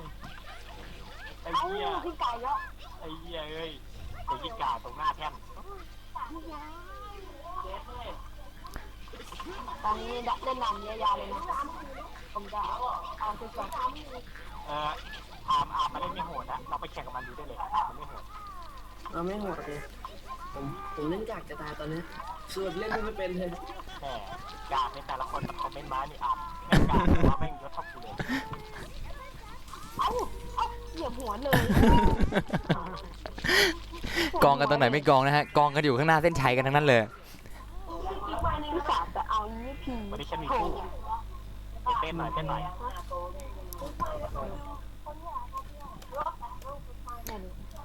โอ้มีแต่ ต ค อน นนี้ก็เยอะตอนนี้ก็รอยาวๆเลย ใส่พรีเมียม เดี๋ยวแป๊บหนึ่งนะ เดี๋ยวผมเชิญผู้หญิงเข้าทอล์กมาก่อน เดี๋ยว เฮ้ยมีหญิงด้วยเหรอ มีสิ เมื่อวานก็ได้ยินเสียงอยู่ไม่ใช่เหรอ เมื่อวานพี่ก็เอามาคุยอยู่อะคนธรรมดา สวัสดีครับเจฟุก มึงเอาดาบมาทำไมวะมึงจะฆ่าใครหรอ อ๋อคือตอนแรกเล่นยิงกะแล้วผมเอาไปฟันนี้พี่ เองจะเอาดาบฟันฆ่าใครหรือเปล่า เอาไปฟันให้ตายข้างเอาฟันยิงกะให้ตายไปข้างหนึง ฮัลโหลจ้าบีว่าไงจ้า สวัสดีครับ สวัสดีครับ สตรีมค้างอ่ะพี่จ้าพี่ก็ค้างจ้าตามนั้นแหละเนาะ ฮัลโหล ฮัลโหล ฮัลโหล ฮัลโหล ฮัลโหล ฮัลโหล ฮัลโหล ฮัลโหล ฮัลโหลฮัลโหลฮัลโหล ไม่ใช่อับ ครับ ยืมดาบอับมาใช้หน่อยได้ไหม เอาไปดีพี่ โยนมาให้หน่อย โอ้ยโยนได้โยนไปนานแล้ว โยนมาให้หน่อยดิจะไปฟันมึง โยนได้ก็โยนไปนานแล้วพี่ แม่ไม่อยากคนใส่ปีกไว้อยากใส่บ้างจัง อยากใส่ พี่ อะ ฟุกหยุดเลยนะพี่ฟุกหยุดเลยนะ ทำไม หยุดเลย ผู้ไทยเจ้า แต่ละอย่างพี่ฟุกเนี่ย งามใจ ตอบด้วยว่าอะไรฮะ เอวโคตรไอ้นี่เลย โอ้แม่สาวน้อย แอมเป็นเงียบเลย เป็นผมบ้างเนี่ย อามเห็นไหมอามมีตำรวจอยู่ใกล้ๆแต่มึงรีบเก็บรีบตำรวจจับ ก็ท้องเต็ม บังคับ30 คน ขนาดนั้นเลยเหรอ ถามถึงคนก็ได้นี่ อามตำรวจอยู่ข้างกูนะอาม เจอ ตามตำรวจไม่ด่าของแท้เลยนะใส่หมวกยางไว้ด้วย อ๋อภาคีสีเลือด ห่วงยางด้วยนะฮะ ตำรวจจะจับใครไม่รู้ พี่เป้ผมบอกให้ส่งคู่มือเสื้อไฟให้หน่อย ส่งไปแล้วเองจะผสมยังไงเองมีชุดไฟเหรอ พี่เป้ก่อนพี่ แบ เป้ บนั้นมีความ เอ้าเร็วบีเข้าห้องมา มีห้องนะพี่ เดดีเดดีเดดี ค้างเลยค้างเลย อามใส่รองเท้าแกะทุกวันที่เห็นนะ คือ ใครวะ ก็ของเขาดีจริงไงพี่ ใครวะคนแก่อะ ของเขาแดงกันผลได้ดี ของก็ดีจริงนี่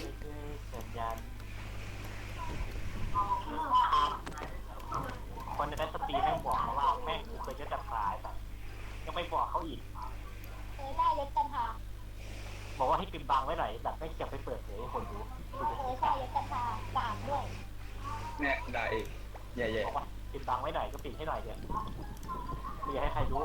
ๆรู้อะไรอ่ะ ซึ่งแล้วเขาชื่อ ขอ เป้ อย่างนี้ก็ได้ปิดเงินราคากูหน่อยเถอะกูสาสมัครใหม่มา เดี๋ยวต่อไปพรุ่งนี้เล่นโชว์วอนเดี๋ยวเลยนะเอาแบบโชว์วอนตัวเปล่า พี่ฟุกพี่ฟุกพี่ฟุก ไร พี่โชวอนเนี่ยเขาจะมาเมื่อไหร่อ่ะ เขาทำงานเสร็จนี่แหละ โอ้โหนานไหมเนี่ย งานก่อสร้างก็เป็นอย่างนี้แหละถามกูแล้วกูจะรู้นะ ผมไม่สนใจเลยที ไป เดียว ถามมึงก็ไปลองไปทำงานกับเขาดูสิจะได้รู้ น่าจะทั้งวันทั้งคืนเลย หรือว่าดูเด็กคนนั้นเขาใส่กางเกงในอ่ำเนี่ยกางเกงในโผล่ เฟียวฟ้าก็มาจากพี่เลยพี่ก็ใส่ได้ จะบอกว่าตอนนี้ผมค้างเลยนะฮะโอเค เริ่มเลย เนี่ยเขาใส่กางเกงในตัวเดียวเขาจะวิ่ง กำลังพิมพ์ว่า อะไรเอา เวลาจะหมดพูดอยู่ เอาพูดอะไรแล้วใช่พี่นี่ใส่ไม่ดีใช่ไม่ ใครบ้างใครบ้างเดี๋ยวตอนนี้เลิกกันนะพี่เป้หวังเก๋เก๋หัวสีม่วงๆอะ หัวสีม่วงๆไหนหัวสีม่วงว่ะ เป้เป้ ฮะ ตอนนี้เลิกแล้ว จะมาติดคีย์บอร์ดนะที่แบบ คนเขาเสียงคีย์บอร์ดที่ไม่ได้กระลับวะ ป้ายี่สิบผมครับ เอาไว้20 ปี ตาม ฮะ เกียร์ล่าเกียร์มาเนี่ยแต่พี่จะขอถามเจ้าของห้องไหนทำยาที่ออร่าเข้ามาได้ไหม คีออร่าเหรอครับ อ๋อ เป็นผู้หญิงเล่น อ๋อได้ครับได้ทั้งนั้นครับ โอ้แม่สาวเราเนี่ยกัน อายุโคตรเยอะเลย แก่แล้วเนี่ย เพราะว่าอะไรไหมเขาอายุ27ปีโคตรเย อ๋อ อะ เป็นตาเลยนี่พี่เป้แซงเฉยเลยไม่ตายแล้ว ถ้าเปรียบเทียบกับอายุพี่ชวนพี่ชวนอายุเท่าไหร่หรอ พี่ชูวันอายุเท่าไหร่วะนั่นสิพี่ชูวันอายุ จะไปละ25 คนนั้นอ่ะ 25โอ้โห 25 เยอะจังเลย กำลังจะแก่ละ กำลังจะแก่ด้วยนะฮะ จริงๆก็เป็นพี่เนี่ยไม่ใช่ลุงพี่โชว์ แต่เขาต้องการให้เรียกว่าลุง ผมไม่เรียกพี่เพราะว่าเรียกชื่ออื่นไม่ได้แล้ว ไม่พอใจกันเลยมาช้าไปใช่ไหม ใช่ เขาจะอยากอาบ แฮวแฮวแฮวแฮว ย่อเหรอโอเคไปแล้ว อาบ ฮะ ขอเวลาปรับ ที่หนึ่งเก่งจัง ไอ้จับ2 คนขอเวลาแป๊บนึงนะ3 คน ครับ เดี๋ยวขอปรับจอยก่อนนิดนึงคีย์บอร์ดกดไม่ติด โอเคครับ มีการปรับจอยเกิดขึ้น ตัดจอ ใช้ใจได้เทมเนอร์แทนละผมไม่ไหวละ ใช้ได้เหรอครับ ขอตั้งค่าอะไรก่อนนิดนึงกว่าจะไปหาวิธีตั้งค่าไอ้จอยเล่นเกมเทมเนอร์ได้ก็ยากเลยละ เหรอฮะ ขอตั้งค่า ซึ่งจะบอกว่า นี่ใช่ไหมนี่ใช่ไหมเพื่อนนี่ โอเคมาแล้วพี่เป้ ไปแล้วเหรอโอเค ตั้งค่า เปลี่ยนปีกเลยดีกว่า คีย์บอร์ดกดไม่ได้ปุ่ม เปลี่ยน ค้าง ปีก แล้ว เปลี่ยนปีกเอาปีกจะไปใส่ดี ตั้งค่าเสร็จแล้วป่ะต่อ เอาเป็นปีกไหนดีปีกนี้ก็ได้ พี่เป้ปั๊มเวลกันไหม ปีกนี้ใหญ่เกินไป ไม่มีออสครับ ผมมีออสนะ อ้าวเหรอ จะปั๊มเหรอฮะ ผมไม่ปั๊มอ่ะขี้เกียจละ นั่นไงครับ อีกประมาณ1,500,000นี่ผมไม่ปั๊มอ่ะไม่โอนล้วนๆขี้เกียจละขี้เกียจปั๊มละไปเล่นธรรมดาดีกว่า กูขี้เกียจปั๊มเหมือนกันตั้งแต่ อีก1,500,000นี่ผมไม่ปั๊มอ่ะ เอาไปกินข้าวมาโอเค เอาปี ได้ ก แค่5 ทีละ 50,000เองกว่าจะอัพ ว้ามังกร เดี๋ยวเล่นเวล่าดีกว่าสุดคุม อัพ สุด เรา คุม เป็นดูชัวร์นี้อัพแต่งงานได้หรอ แต่งไม่เหมือนหรอกพี่โชว์เขามีการไลฟ์สไตล์การแต่งที่แบบโคตรอินดี้ ก็ ไม่ เขา เหมื แต่ อน ง ใครง านได้เหมือนกันนี่เป็นเอกลักษณ์เป็นหนวด นั่นแหละสิ่งที่ผมไม่มีไงพี่หนวดผมไม่มี นี่คือหนวดเขาที่เขาชอบใส่เรื่องธรรมดาเขาแน่นอกจากชื่อชัวร์แล้วน่าจะมีตัวละครชื่อชัวร์ในเกมเนี่ย เดี๋ยวแป๊บนึงนะผมขอเวลาแป๊บนึงผมขอจะเล่นเวล่าหรืออาร์ดูดิ อะไรแดก ด่าอื่นนะ ก็ได้ จะไม่ เมื่อด่านี้แล้วอ่ะเรียกมาตั้ง50 กว่ารอบเมื่อเดือน 50 กว่ารอบเดือนที่แล้ว เอาอีก โอเคเปลี่ยนปีกซะหน่อยให้มันเฟี้ยวฟ้าว อะไรเนี่ยเดี๋ยวพวกเปิดเพลงหมอลำให้ฟังหน่อยได้เดี๋ยวเราฟังหมอลำก็หมอลำได้เลยไอ้หนูเดี๋ยวจะให้ เจ๊ครับโอเค ใครเทวะ แล้วอันนี้เล่นไงอ่ะ เจ๊เปิดให้แล้ว เจ๊ฟุกกี้ครับ มึงเข้าปาร์ตี้มามึงลืมกูลืมว่ามึงเข้า โอ้โหโคตรทำร้ายจิตใจมากเดี๋ยวเปลี่ยนตัวอีกรอบดีกว่าตัวนี้เล่นน้อยเข้าเลยเอาอันนี้ บอกว่ากูถือปีกมาพร้อมจะฆ่าทุกเนี่ย ดาบผมหายไปแล้วพี่เดี๋ยวเอาไปหยิบดาบแมน ดาบเอาไปฟันที่ตัวให้ขาดหมดเลย อยากถามว่าทุกคนชื่ออะไรกันบ้างอ่ะ เราเชื่อขังเองครับ แล้วผมจะเชื่อเลย ค ดี นมันเกาพืชอ่ะ เชื่อผมที่เลยดีผมจะเชื่อเลยดี ชี้ ทีละคนได้ปะทีละคนได้ปะ ผมจะเชื่ออะไรดีพี่ฟุกช่วยคิดหน่อยดิ นั้นผมแนะนำตัวก่อนแล้วกันครับ ผมชื่อไปไหนก็ไปไกลๆได้ยิ่งดีครับ อันนั้น โอเคครับไปละ หรือจะเรียกว่าเป๊ะปอเป้ปาดิดับปะปาดิดูกุ๊บกิ๊บปาดิดิบกุ๊บกับก็ได้นะครับแล้วแต่ไหนเลยนะฮะ โอเคครับได้ครับเดี๋ยวเรื่องค เปิ รับ ดชั้นคือเปิดชั้นคือเกมฟุกไทยแลนด์หรือจะเรียกคนเขาเรียกว่าฟุกหรือว่าบางคนจะเรียกชื่อภาษาอังกฤษเรียกว่าวิลลี่ เดี๋ยวที่ฟุกอันนั้นมันลูกโชว์วอง ก็วิลลี่เขาเรียกผู้หญิงยากกันเขาพี่ชวนเขาเรียกว่าวิลเลียมเป็นภาษาอังกฤษ มีการอ่านผิดเกิดขึ้นด้วยนะ เขาเรียกว่าวิลลี่กว่าชื่อภาษาอังกฤษจริงเขาพี่ชวนเขาวิลเลียม โอ้ยเขียนด่าจิ๊กซอว์เว้ย เหมือนกันครับ พวกมึงนี่แรงเยอะเลยเนาะกดหัวไปไม่ได้ แรง15พี่น้อยจะตาย นั่นไงว่าแล้ว พวกต่างๆเยอะ แรง15พี่น้อยจะตายไม่ต้องห่วง ผมอันนี้คือแรงน้อยที่สุดของผมแล้ว มีแรง16ไหมอ่ะ อาร์ม อยากใส่ ถ้าเกิดมีปาก ลืม เอ็ ไป ม อย่าง ผม อาร์ม หมด ลืม ครับ อาร์มลืมอย่างหนึง อะไรครับ พี่ชวาเขาฝากรหัสมาให้ด้วย จริงเหรอแล้วอย่าบอกนะว่าอะไรหาเจแอนอะไรนั่นน่ะ ไม่รหัสยศไอ้นั่นเลยยศของแท้เขาเอง อ๋อของแท้ เขาให้ด้วยเขาให้ยืมเล่น อ๋อแสดงว่าเขาไว้ใจฟุกหน้าดู เขาไว้ใจมึงด้วยแหละกูเป็นน้องเขา อุ้ยอุ้ย กูเป็นน้อง มี เขา ความเสี่ยงสูงในการควักในการตายครั้งนี้ อาร์มนี่คงไม่ได้หรอกอาร์ม ไม่เล่นอยู่แล้วไม่ต้องห่วง มึงเป็นน้องมันมึงเป็นน้องเขาจริง ผมพยายามเล่นหนีเกลียดไม่รู้อ่ะ ๆกูระเบียบคนตัด แต่มาปรับยากใช่ไหมไม่เป็นไรครับ ใช้ เดี๋ยวรอบหน้า ใช้ได้วะ รอบหน้าดูเพื่อนน้องไปอยู่ ไม่เป็นไร เราจะเหยียบได้นะครับนี่เป็น ไม่ได้ เย้พี่ถูก เย่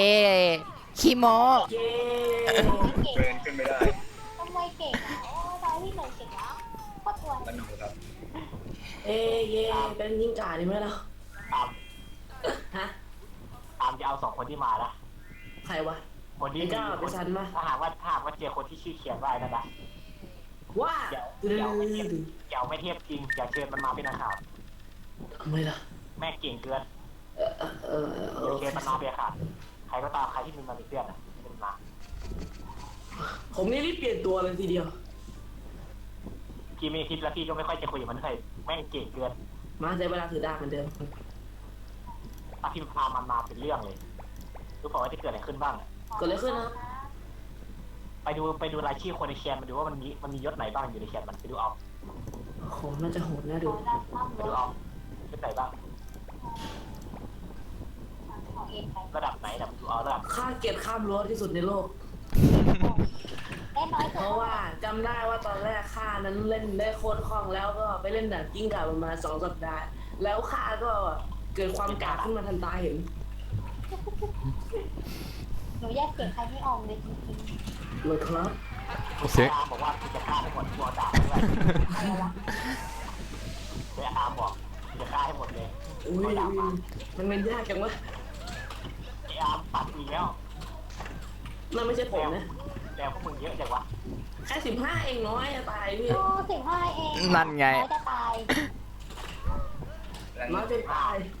เฮ้ยดูมาชูมาไอ้ เยอะ พี่ จังฆ่าเรา ดูมาชูมา ดีค ดู รับ ไปเอาชูไปสำรวจโอ้ตาย อาร์มเดี๋ยวมึงบอกว่ามึงไม่เล็กไงอาร์ม อะไรอ่ะ อะไรใครเล็ก ของมึงเนี่ยเขาไม่ได้ตั้งยาวมาก ยังงงเลยพี่อ๋อดาบเหรอ เนอะ จะบอกว่าเล็ก งงกับพี่เลยพี่พูดอะไรของพี่เนี่ย แม่งตัดเอ้ยแม่งไปเล่นแอปตามไปเล่นแอปไอ้นั่น ทำไมในของมันรู้สึกแบบ อาร์ม ฮะ กูไปเล่นแอปไอ้นั่นกู แอปอะไรพี่ กูสุ่มหาคนแบบว่าคุยด้วยรู้ป่ะเกิดอะไรขึ้น เอ้าเขาเสร็จแล้วเหรอ มีคนตายแล้วพี่ ไม่ เขาเสร็จแล้วเหร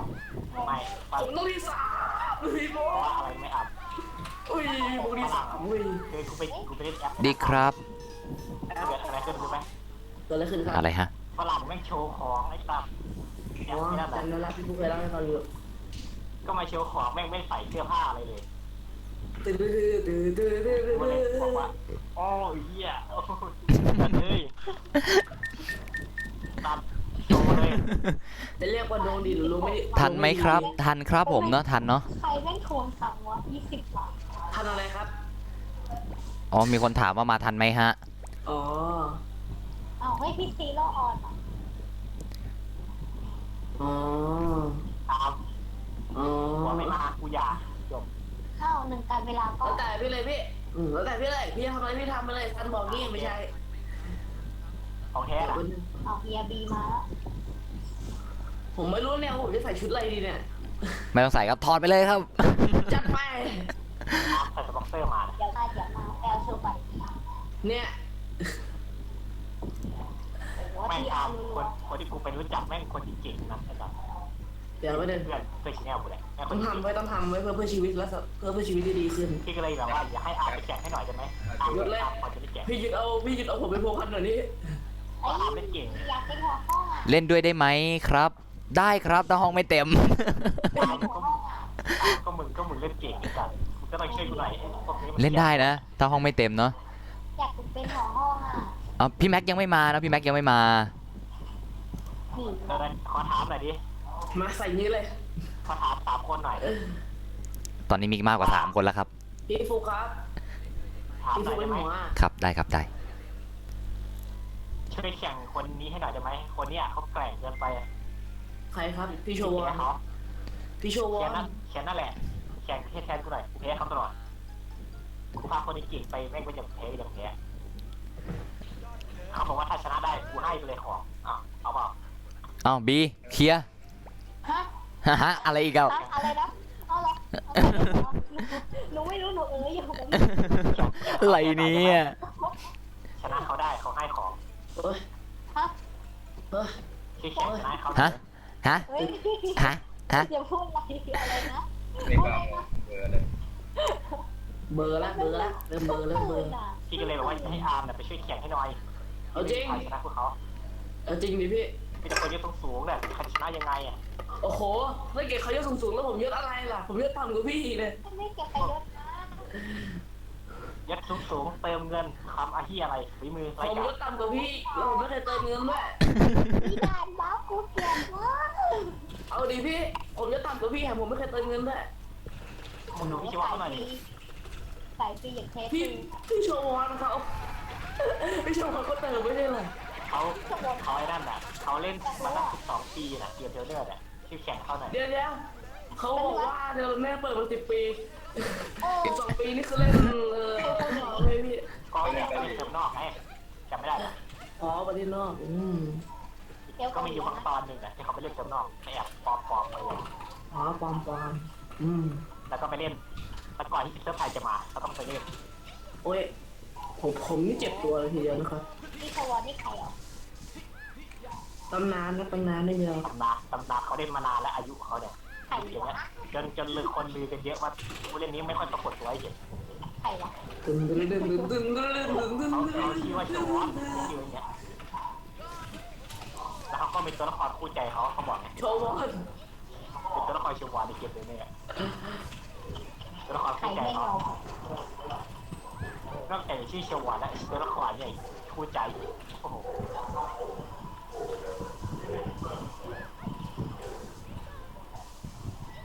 เป็นตัวละครคู่ใจเขา ผมเป็นคนได้เรียนรู้บางสิ่งบางอย่างรู้ไหมอะไร อีฮอ เพื่อฮ่า อย่า ไอ้นี่ตอดกูมาละเห็นไหมไปเลยอยู่ที่เสา ป้า เลย โดนชนกัน ทำไมคนแก่มันชอบรังแกเด็กวะไม่เข้าใจ แย่ เด็กขนาดไหนวะนะ โอ้อะไรวะทำไมคนแก่รังแกเด็ก เด็กคิด ไม่ ว่า เข้าใจ ครับ ไม่เข้าใจอ่ะแล้วคนเรียกป้าคือไม่เข้าใจอ่ะไม่รู้ว่าตัวเองแก่กว่า โอ้หน้าเส้นชัย เราจะชอบเองไม่ใช่ ไม่เข้าใจคุณไม่เข้าใจ ใจทุกคน แม้แต่ว่าใส่หนวดด้วยนะ ที่หนึ่งแม่งเกย์วะที่หนึ่งมักเป็นเกย์ เอาอีกแล้วฮะตั้งแต่เมื่อวานแล้วนะนี่ยังไม่เคลียร์กับพี่เลยนะ บอกทีไรนี่กระโดดปุ่มที่2พอดีเลยปั๊บเข้าที่1เลย แบงค์แคท ตาม นะ 6 คนมาอีกแล้วไอ้เหี้ยเนี่ยมาอีกแล้ว จริงเหรอ อีกแล้ว6 คนมาอีกแล้วเปิดมา พี่น่าสงสารจังเลยเนาะพี่น่าสงสารจังเลยเนาะ เคลียร์ให้หน่อยได้ไหมชื่อชนะมาให้หน่ ไม่ อย ไม่เลยพี่หยุดเลยนะ ถ้าพี่แพ้พี่ต้องเป็นเมียมันเนี่ย ไหนวะ เดี๋ยวพี่ก็กลับไปอยู่ไม่ใช่เหรอ ทีมพี่อยากอยู่มันเลยพวกมันเกลียดกันไปอ่ะ เอ้า เป็นเมืองทรงงงอยู่ปัด ช่วยหน่อย เดี๋ยวไม่ดีเรา เดี๋ยวผมขอเวลาแป๊บหนึ่งนะฮะ เราไม่มีทางสู้มันนะทีมแพ้ที่ต้องเป็นเมียมันอีกทำไงดีอ่ะ หัวห้องโคตรเกย์ สวยกลาง ทำไมหัวห้องเกย์อ่ะ ถ้าเป็นอาร์มน่าจะพอด้วย ผมสู้ไม่ไหวเหมือนกันถ้าเกิดพี่บุ๊กไม่ไหวผมก็ต้องไม่ไหวสิถามผมทำไมเนี่ย ก็พวกมันเล่นถึงมีกากมากไม่เคยชนะมันเลย มันบอกว่ามึงบอกว่าเนี่ยคนมึงหาคนเก่งไงกูชนะมึงเพราะกลัวเพื่อจะเอามึงไอ้ เพื่อจะเอาวุ้น ไอหัวห้องนี่มันชื่ออะไรคะลืมละคนเก๋ๆอ่ะเอาดีๆถามจริงจังเว้ย คิปเป้สิ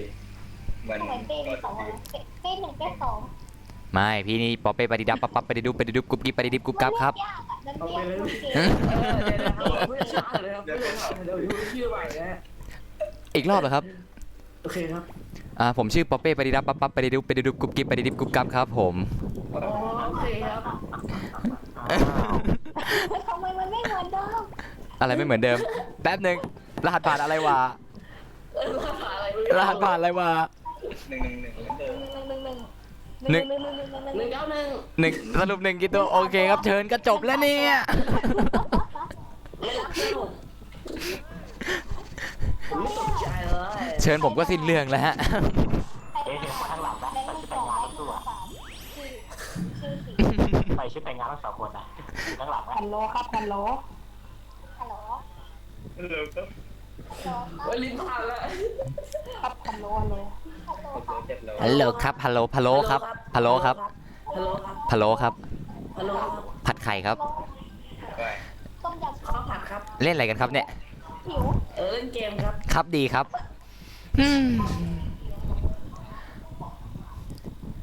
พี่เล่นถึงกี่โมงครับ พี่เล่นถึงกี่โมงพี่เล่นตั้งแต่เที่ยงวันยันเที่ยงคืนอ่ะ อ๋อเที่ยงวันยันเที่ยงคืนแสดงว่าพี่ก็จะต้องสตรีมตั้งแต่เที่ยงวันยันเที่ยงคืนเหมือนกันใช่ไหมพี่ ใช่ครับ ฮะ เวน มีคนถามมาว่าพี่คนนั้นชื่ออะไร ใคร คนที่อย่างเมื่อกี้น่ะ ชื่อโตอยู่เลย ไหนมันถามเป็นคนไหนวะ นั่นน่ะสิครับ หลายคนเหลือเกิน มันถามเองกันแหละ ลืมไปว่าหนูเด็กนี่หว่าหนูไม่ใช่พี่ เสียงผมเหรอหรือเสียงใครฮะ มันถามเองกันแหละ ผมใช่ไหมฮะ ไม่เลย ผมคือใคร ผมคือปอเป้ปฏิดับปั๊บปั๊บปฏิดุบปฏิดุบกุ๊บกิ๊บปฏิดิบกุ๊บกับครับผมนะฮะ เอ้ย มันถามว่าเพื่อนใหม่เหรอ ถ้าจะตอบว่าเป็นผัว จะเชื่อไหม เปลี่ยนผัดเป็นเกย์แล้วเหรอมันไม่เปลี่ยนผัดเป็นเกย์ อะไรเนี่ยเป็นใหม่จะมีผัวเยอะอะไรขนาดนั้นคนที่ ลงป่วยแล้วอ่ะเหมือนหนูอยู่ในดงเกย์อ่ะจริง ใครเยอะ เกี่ยวเลยด้วย ๆ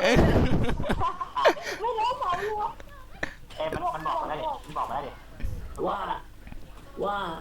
เจ๊พวกอะไรคือ โอ้พี่อย่ามายุ่งกับผมเลยพี่ตัดนี่อย่ามายุ่งกับผมเลย เขาบอกเนี่ย อย่ายุ่งกับผมไม่ได้พี่อย่าให้ผมต้องมันต้องสร้างศัตรูเพิ่มเลยพี่ เขาบอกว่าทำไมเจ๊พวกจะมีผัวเยอะขนาดนี้วะตั้ง17 คนเลยนะครับ16 คนไม่พอแล้วเหรอโอ้ยใหม่เนี่ยน่าใครอ่ะเห็นไหม ไอ้เหี้ยเขาพี่สาว ฮะ ดึงหัวเขาทำไม เฮ้ย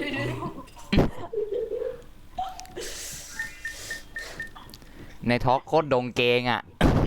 อะไรเนี่ยบีอะไรเนี่ย ธรรมดาผู้ชายธรรมดา พิมพ์ยันในไลฟ์สดพี่เลยเหรอฮะ ไม่เกี่ยว ใส่ชุดแต่งงาน2 คนอีกใส่เกย์อีก2 คน ฉะนั้นก็เดี๋ยวผมไม่ได้กินขาดีกว่าไม่อยู่แล้ว หนีเลยเหรอ อย่านี้ดิ ป้าบ่น ป้าบ่น ป้าคนนี่เอาด้วย เห็นแบบ เขาเรียกว่าใส่เกย์3 ตัวใช่ไหม แอดเพื่อนผมไปหน่อยเหรอ แป๊บหนึ่งเนาะ รีบหนีเลยทีเดียว ไม่รอช้าครับรีบออกจากห้องเลย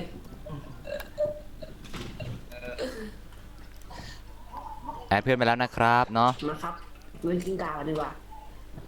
เอาไงฮะเอา เอาเต้นหน่อยเต้นหน่อยเอ้ยเห็นใกล้ๆกันไหมใกล้ๆอ่ะผมเรือกับผมดับหน่อยเรือกับผมดับไหมมองข้ามกันนะ โอ้โหทำไมผมเหลือไม่อยู่ข้างหลังสงสารนะ คนอื่นเขาเนี่ยโหดกันจังเลยนะแต่ทำไมผมเห็นโหดอยู่เลยวะ กดเลยไม่ได้อ่านหรือว่าอะไร เอาไงครับ เอาไงครับ เอาด่านไหนครับสรุปยังไงครับ เด็กมันถามถึงได้ใช่ไหมเนี่ยเด็กมันถามถึงผัวใช่ไหมเนี่ย งั้นก็เชิญเป็นหัวเลยครับกัน มันถามถึงผัวกูเนี่ย ใครบ้างครับ 6 ค โอ้ น โหผมแพ้อย่างรวดเร็วมากนะภายในเวลาไม่ถึง2 วินาทีนะครับ เขาบอกสาววายออกอากาศ อัพ6 คนอัพรวมหมด ป้าวิ่งไปเลยกันเงี้ย สุดยอดเลยครับเนี่ยโอ้โหตบมือเลย เขาเรียกว่าเสน่ห์แรงแต่ไม่คือผมควรไอ้ ก็ เหี้ย ไม่ ได้ แรงแล้วมันเก๋โคตรเก๋อะ กูไม่ควรได้เยอะไอ้สัตว์ พี่เป้เก๋ลืมไปพี่เป้มีสองคนนี่หว่า ใหญ่มาก ด่าทีก็เราเขาสองคน สวัสดีครับเนาะบอสซาบัสเซอร์เนาะบอสซาบัสเซอร์สวัสดีครับผม เอ้ยพี่เป้ ฮะ พี่เป้ผมพูดเลยอะไรนะลืมละ อะไรอะ ชื่อละ อะไรเอ้า ลืมชื่อเลยอะ ฮะใครนะ ตอนแรกมันยังนึกออกอยู่เลยตอนนี้ลืมชื่อไปแล้ว ชื่อพี่เหรอ เออ ชื่อพี่ชื่อปอเป้ปฏิดับปั๊บปฏิดุปฏิดุกุบกิ๊บปฏิดิบกุบกับครับจำให้ได้แค่นี้แหละเนาะ โอเคครับ ชื่ออะไรนะพี่ ปอเป้ปฏิดับปั๊บปฏิดุปฏิดุกุบกิ๊บปฏิดิบกุบกับเฮ้ยทำอะไรบ้างไหม เออ จะเอาให้พลาดได้ใช่ป่ะเนี่ยฮะจะเอาพลาดได้ไหมเนี่ย ไอ้เขาคอมเมนต์มาว่าถ้ามึง ชื่อโบ๊ทนะครับผมอะอะไรนะฮะ มันบอกว่ามันบอก วันนี้ผมไม่ไปเลยนะผมกินเรียกทันละ มันบอกมาเมื่อกี้เนี่ยว่าร้องเพลงร้องเร็วขนาดนี้เด็กร้องเพลงกว่าขาวให้ดูหน่อย เดี๋ยวจัดไปครับเดี๋ยวรบกวนส่งเนื้อเพลงให้ด้วยนะฮะ เพลงกว่าขาว เอา จ้ะ เลยครับปาดมาเต็มที่เลยครับเนื้อไม่มีหนังแน่นอน เอาเนื้อนะฮะ เนื้อเพลง เนื้ออย่างอื่นครับไม่ใช่เนื้อเพลงครับ อินเทอร์เน็ตอะ เอาเลยครับ อินเทอร์เน็ตดูจะมีเรื่องเพลงโผล่มาอยู่ ปุ๊บเป๊บดีมาโอ้ยลิ้นพันแล้วพี่ชื่อไม่ยาก ชื่อไม่ได้ยากนะเราชื่อยากเกินไปเหรออ๋อเปลี่ยนชื่อ ชื่อ อันนั้นก็ปอเป้ไปไหนก็ไปไกลๆได้ยิ่งดีเนาะ ร้องเพลงร้องสดดิ ไม่ร้อง คนเขาขอมาแบบจะขับ ขี้เกียจร้อง เพลงอะไรครับเพลงอะไรฮะเพลงอะไรฮะ เพลงนั่นหน่อยว่าขาว เนื้อเพลงครับเนื้อเพลงอะ พี่เท่แล้วพี่ โบสบอกว่าอยากเล่นเทลอะครับ ตอนนี้โหลดแล้ว คุ้มปะครับ คุ้มปะครับ อะไรคือคุ้มปะครับ ก็ถ้าอยากเล่นก็มาเล่นด้วยกันได้เนาะไม่มีปัญหาหรอก แต่เวลาถูกไหม เป๊ะไปดีนะไปดีผมกิน เอาเป็นว่าถ้าพูดไม่ได้ก็ช่วยเป็นนอนตะแคงมุมตะแยงติดกระแพงเอามีดแทงไม่ค่อยแรงอย่ามันแดงด้วยนะครับผมเนาะ โอเคครับ โน้ ต้องแข่งใกล้ๆนุ่งนอนละนอน อะไรเนี่ย ไม่หมดอยู่ในโดเกทำไมหนูไม่มีตัวตนวะ อ้าว เดี๋ยวนี้นะครับ โคตรงอนอ่ะผมมีใครฟังเนี่ยโคตรงอนเอาร้องไงเราไม่อยากอยู่เรา ขนาดนั้นเลย ตามตามเอ๊ะ ต้องไปเขาเลยโดนมอนอ่ะไอ้เหี้ยผมมาล้อ เอาเวน อะไรนะ อะไรครับ ดาทีว้ามาหา เองรู้ไหมเกิดอะไรขึ้น อะไร ไม่ ครั เล่ บ นได้ไหม ถ้ามาอยู่คนหนึงเองอยู่พ่ออีกคนหนึง ผมอยู่ในทอล์กพี่โอเค ก็จะเพิ่มมาทั้งหมด7คนถ้าเพิ่มอีกคน ไอปิว ใครปิวไม่น่าถามอ่ะพี่เอาบินเลยล่ะ อาร์มลงมาเป็นพี่หรืออาร์ม ไม่อะไม่มีทางครับพี่ผมไม่มีทางเป็นเด็ดขาด ห้องสุด แต่ว่าเป็นพี่ดูนี่พี่จะลำบากมากเลยเพราะพี่คุยเยอะไอ้ เพราะ เหี้ยบ้าเนี่ย มีคนล้อพี่เยอะมากมายพี่ เยอะแยะมากมายรอไอ้ชันอยากปุ๊บก็รอเลยพวกกูจะเอาคนไหนดีมาช่วยเลือก เลือก กัน เลย ได้ เลื ทุ อก ก คน เลยใช่ไหมทุกเรื่องเลย พวก เลือก ผู้ เล ชาย ย มาขอเยอะเลย โอ้ฮะผู้ชายไปขอเยอะ ขอเยอะ10 คน ใครเข้ามาเพิ่มฮะ ที่เลือกขนาดไหนนะ ทินเนอร์มาเลยพี่เอามาเผาทิ้งเลยหมดทุกคนเลย มาเผาเรือมาสูตรกันครับ สูตรดมแล้วอมกาวฮะ โอ้โหเป็นคำคมที่ดีมากครับ ครับผม น้ ขอสักคำนี้ครับอีกสักคำหนึงนะ อีกสักค ำอ้าว ำอ้ำ ปิดบาท ครับ บอกนี่ว่า โอ้โหใครโกรธกันหน้าผมเนี่ย บอกว่า พี่เป้สายกากไม่ใช่แล้ว ครับ เขาคอมเมนต์มาว่าเดี๋ยวผมไปเข้าห้องน้ำแป๊บนึง คนเดิมป่ะครับเนี่ย เดี๋ยว แล้วเขาไม่ใช่เนี่ยผมเห็นของดีมาเทียบเรียบร้อยเลย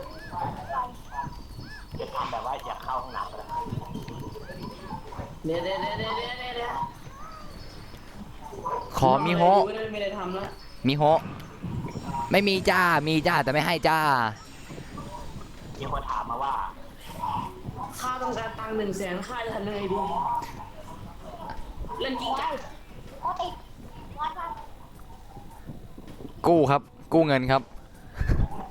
กู้เงินครับ ก็จะป้องเปลี่ยนสีแบ็กนาล็อกเอาไว้ที่หลังแบ็กนาล็อกนะ แดดีแดดี พี่เป้สายมั่ว อะไรคือพี่เป้สายมั่ววะ มั่ว ไม่รู้ คือทีมเล่นนกไฟเฮลไม่ค่อยจะกระโดดนะนกไฟเฮลนะแบบสเก็ต เอาสเก็ตมันต้องกระโดดด้วยเหรอพี่ มันไม่ต้องกระโดดคือไม่ได้กระโดดเลยผ่าไปสบาย ก็บอกไม่ต้องกระโดดพี่จะกระโดดทำไมหรอ นะ ผมละมึนหัวเอาพี่จริง อ้าวกระโดดก็กระโดดมันก็ต้องปวดขาสิแบบโง่ละ ช่างมันเถอะ ถามแบบนี้ ทำไมไม่มีใครสนใจผมเลยเนี่ย ผมอยู่ห่างไกลเหลือเกิน พี่เป้โคตรห่างไกลความเจริญ นั่นไงกำลังจะพูดเลย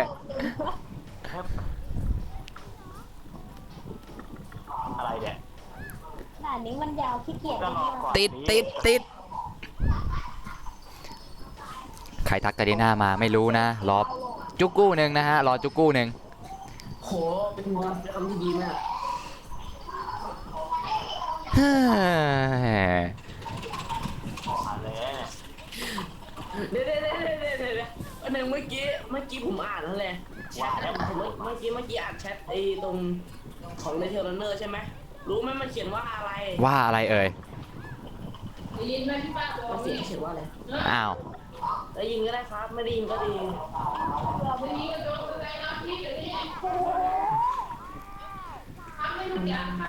ผมไม่เก่งอังกฤษครับโทษทีผมไม่เก่งอังกฤษ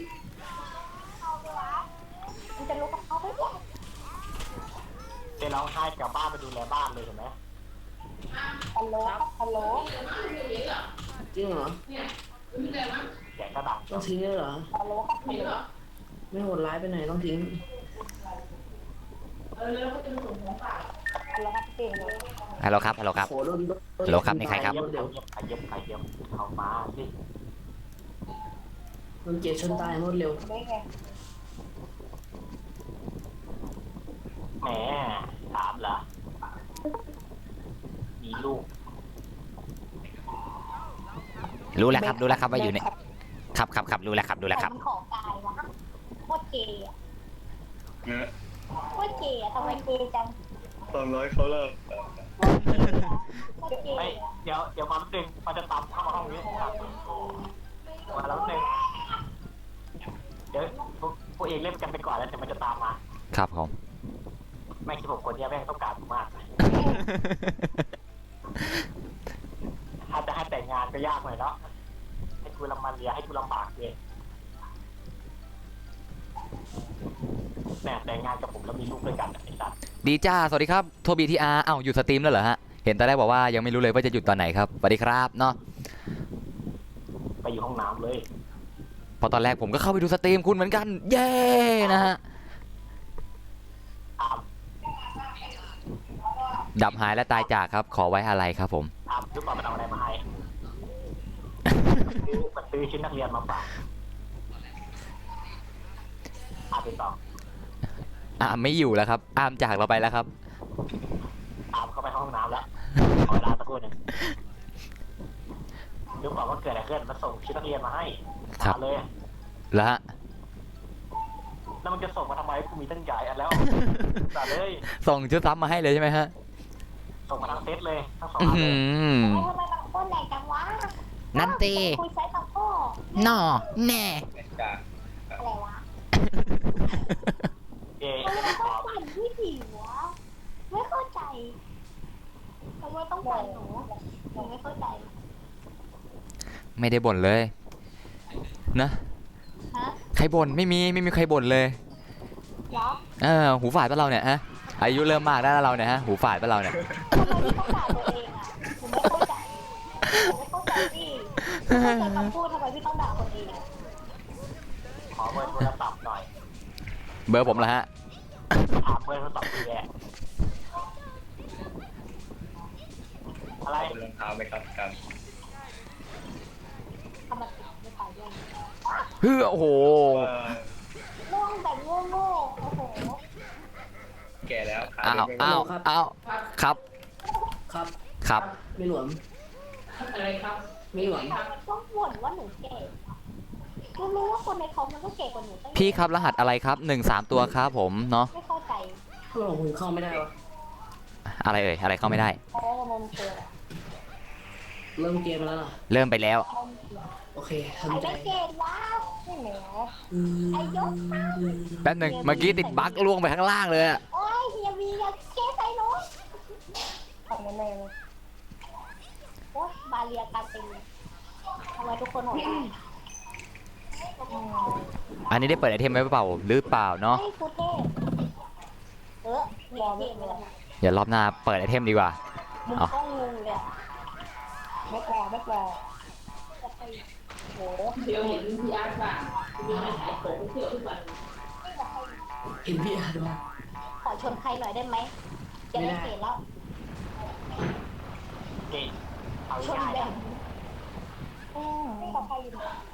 โอ้ยทำไมพี่เป้แม่งห่างไกลโอ้โห เนาะนั่นน่ะสิเนาะ สงสารอะ สงสารไอดีพี่เหรอหรือสงสารพี่ สงสารพี่สง ไม่ สา ต้ ร องการเลยดีเลย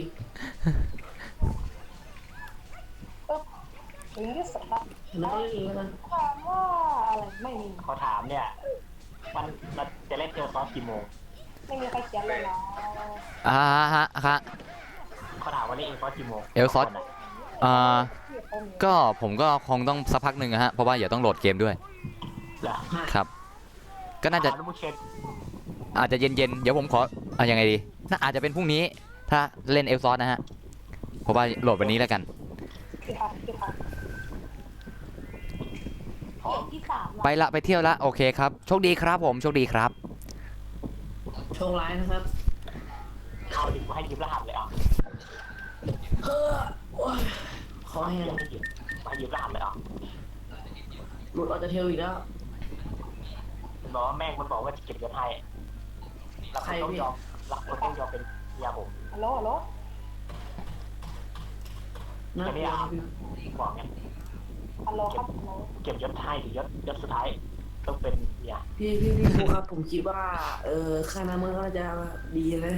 ดีเปิดไอเทมด้วยนะ รอเราด้วย เข้ามาเลยครับเข้ามาเลย ผมเพิ่งหลุดออกจากเทเลเนอร์เมื่อกี้ อันเหรอฮะอันนั้นรอครับไม่เป็นไรครับรอฮะ เราไปเข้าห้องน้ำกันต่อไปพี่เคยดูหนังไอ้ดำไหม ที่เป็นแบบหนังสัตว์เหรอครับ หนังอะไรครับ เขาบอกว่าหนังภาพยนตร์ ภาพยนตร์ อ๋อ เขาบอกว่าคณะหมูกรอบใครยาแตกคืออะไรเนี่ย คณะหมูกรอบค่าใครอะแตะ อะไร ผม เนาะทำไมมีคนบ่ายจังแล้วบาย ผมว่าผมจะทำหนังอยู่นะฮะมีใครจะร่วมทำหนังกับผมไหมครับ เอามีดมาเลยครับ เดี๋ยวผมทำให้ ชื่อเรื่องว่าแหกตูดและดูดขี้ครับผม เดี๋ยว หนูไม่ใช่แกหนูคงแสดงไม่ได้ แล้วหนูขอเป็นพวกแบบทำกับดีๆ ขนาดนั้นเลยเหรอ เป็นผู้กำกับแต่อย่าสั่งมาก เดี๋ยวผู้กำกับจะโดนโซมเอง เรียนดังนี้ ไม่เกมเริ่มไปแล้ว อ้าวเข้าไม่ทันอีกแล้ววะอย่างนี้ต้องโทษบีทำไมบีทำตัวอย่างนี้ ระวังหูกับฮัลโหล เมื่อกี้ก็จะเข้าเลยปึ๊บเริ่มเกมไปแล้ว อยากรู้ในตรงนี้ใครอายุน้อยสุด พร้อม เราไง ข้าพเจ้า ไอ้อามันอายุน้อยสุด ไม่หนูต้องอายุน้อยสุดเว้ยหนูไม่ยอม เอาถามบอกอายุมาดิอายุเท่าไหร่บอกมาดิอายุเท่าไหร่ เอายิงโอ้ บอกมาดิ B14 ไอ้ไงอามันยังเด็กอยู่ลองฟังเสียงมันดูก็ได้เสียงมันยังไม่ผู้ใหญ่เลยยังเด็กอยู่ด้วยกัน เราจะกด เอาจริงนะ เสียงมันยังไม่ได้เป็นผู้ใหญ่เลยครับ รอพี่ อะไรวะเฮ้ยหนูเด็กอยู่ไม่เกี่ยว มี เด็กเรา ด้วย ลงไปแดง มีด้วยมีด้วย แล้วคนละคุณพี่ล่ะคุณพี่เขาบอกว่าอะไรเงี้ย 20 พี่เขา20 ไปแดง ว้ายใครแม่งส่งขึ้นมาแล้วเหนื่อยเลย พี่เขาเป็นผู้หญิงผู้ชาย อ้าวเย้ พอยอ คุณพี่เขาเป็นผู้หญิงผู้ชาย สองสอง ทำไมแหลกจังทำไมรอบนี้ผมแหลกจัง ใครไม่ส่งขึ้นมาโกรธมากโอ้โห บอกว่า เล่นเลย กูจะล่าวันพีช เป็น ล่าโนบีทเหรอพี่ อะไรเมย์มีปัญหาอะไรกับพี่นะทำไมอยากจะมาทำหนังกับพี่เหรอ ใครเป็นที่หนึ่งวะเนี่ยงงแล้วเนี่ย ไม่ได้ ที่หนึ่งอะไรฮะที่หนึ่งเขาอยากได้กันเยอะแยะครับผมขอที่โหลแล้วกันไม่ค่อยมีคนอยากได้นะไม่ต้องแย่งกับใครด้วย ขนาดผมขอที่โหลเลย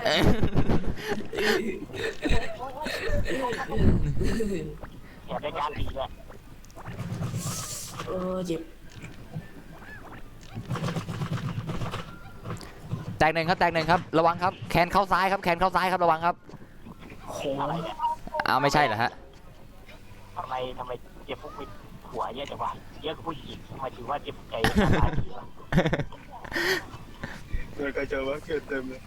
ฟุกเขาก็เป็นคนธรรมดาเนี่ยแหละครับไม่มีอะไรหรอก เขาบอกว่ากูเนี่ยเหมือนผู้หญิงมาก จริงเหรอแค่ผมยาวนะพี่ฟุก ผมยาวแล้วเปลี่ยนหน้าเขาไม่สวยๆหน้า โอ้ยตาย ผมนี่ขมับเลยทีเดียวคิดหนักเลยอะไรนะ ที่หนึ่งทำไมเก่งจังเลยที่หนึ่งเก่งสุดอะ เขาบอกมาว่า จริง เขาบอกว่ากูเนี่ยเหมือนเป็นผู้หญิงเหมือนเป็นปลอมเพศมาเขาบอกว่าเป็นปลอมเพศเป็นผู้ชายมาเขาบอกเงี้ย แดดีแดดี ทำไมที่สาม ๆ เล ดู ย แน่นอน เขาบอกว่ากูเคยเป็นผู้หญิงเนี่ย หนี เป็น พี่ ปลอม สาว เพศกับ เกลียด ผู้ชายเนี่ย เกลียดพี่สาวจัง เกียร์ที่หนึ่งจัง ที่หนึ่งมักจะแบบเก่งเสมออะไรเงี้ยเขิน เก่งมา มีความมโนโดยตัวกัน ยังมีวันที่จะ กู ขอ ไม่ได้ปลอมเพศอะไรเลยเพื่อนธรรมดาไอ้หนูนี่ก็ดูเพศเปลี่ยนชุดเรา อ้าวใครออกไปว่า ไอ้อามาดิ มาแล้วยืนอยู่ข้างๆพี่เนี่ย แต่ว่าไม่เห็นเลย จริงหรือเปล่าครับ ลูก พี่เล่นไหมครับไหมไม่น่าจะเล่นเนาะวันนี้พี่ไม่น่าจะเล่นเนาะ โอ้สุดยอดไปเลยครับ ตอนนี้ผมรู้สึกผมเริ่ แล้ว ม มี เก็บ ใครมีไอ เข้า ดี ใจ แท้ แล้ว หรือเปล่าล่ะ เล่นแต่ไม้ขา ไม่มีครับไม่มีไอดีแท้ด้วยฮะงอนด้วยอะไรเนี่ยแป๊บนึง กูด้วยจะมีไม่มีใครมีกูเลยไออาร์มีไหมมึง มี กูก็มี เอาไว้ค่อยเรียนหากัน ผมมีอยู่แล้วไหมครับเป็นแท้ เราจะได้เรียนหากัน ผมเป็นคนที่อินดี้มากโอ้น่าสนุกเลยแค่นี้ อุ้ยไฟฟ้าดูกู เสียงมันเริ่มเปลี่ยนไปนะครับ ซึ่งเราก็จะไม่วิ่งเพราะเราจะเอาที่โหลเอาผิด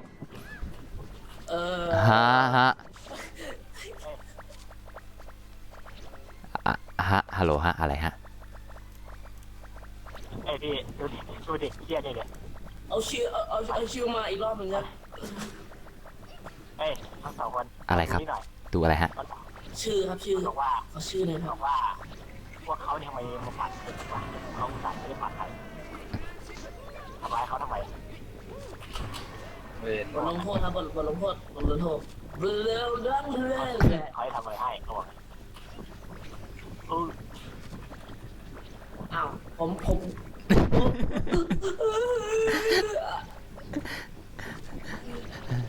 ทำอะไรผิดวะเนี่ย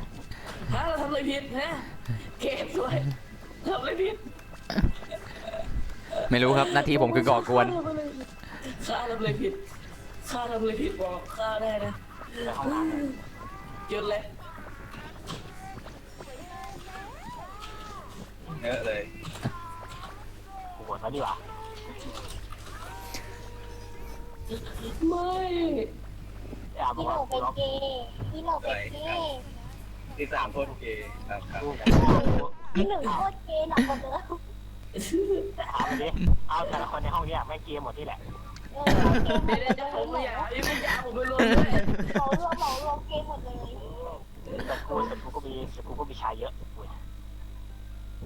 เพราะผมยาวแท้เลยแต่ชีวิตจริงเนี่ยผมยาวเลยจ้ะคือมันดูไม่ออกจริงเหรอ ชี วะ วิ เนี่ ต ย ผมแค่จบแล้ว ทำไมทำไมมันเกย์จังเลย สวยงามครับ หนูไม่เข้าใจมันก็บ่นว่าสวยเป็นตุ๊ดปะ ถามหน่อยดิ เขาไป ถามหน่อยได้ไหม อะไรเหรอ นี่บอก ทำไมมันว่าเป็นผู้หญิงวะ นั่นสิทำไมกันนะนั่นสิทำไมกันนะ นั่นสิฮะ มันดูไม่ออกจริง โอ้ผมไม่รู้ไงผมถึงถาม ไปดูรูปในเฟซสิเหมือนไหม ไอพี่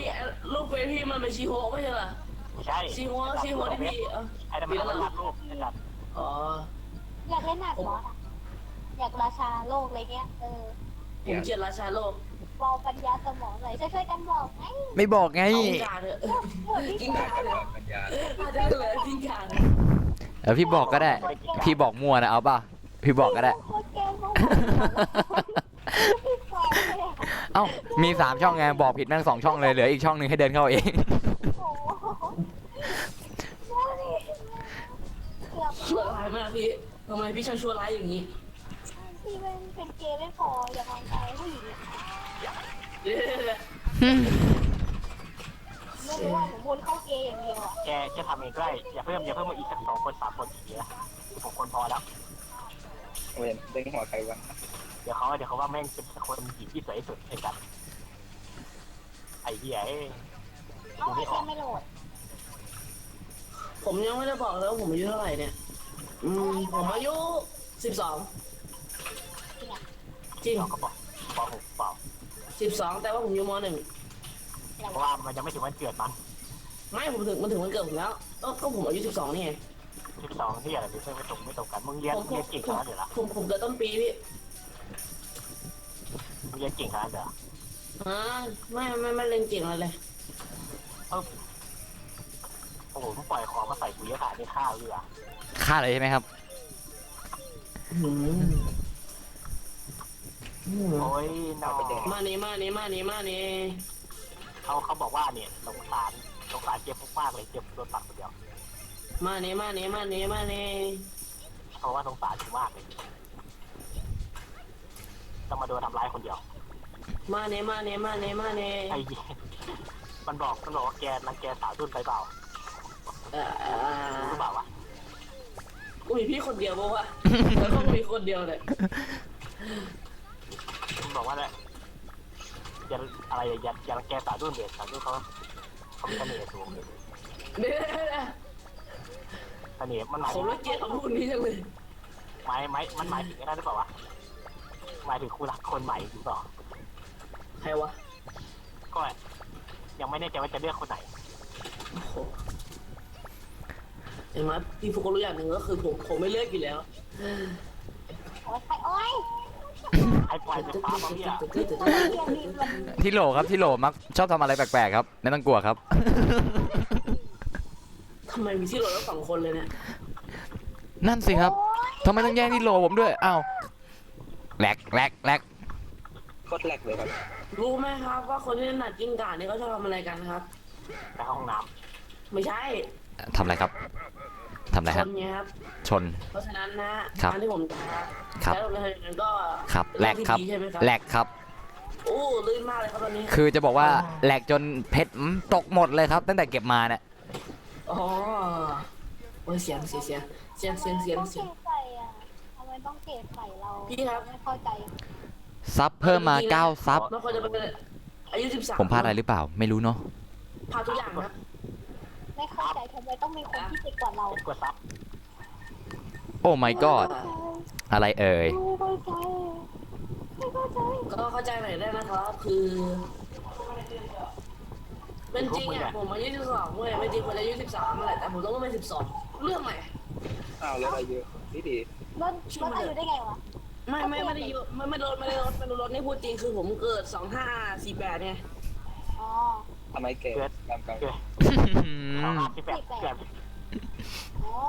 เรา4-5เราห่างกับน้องเขา3 ปีเลยเหรอวะ เกิดใหญ่มาก อ้าวป้าครับสวัสดีครับป้า สวัสดีครับ มีอะไรแกล้งแล้ว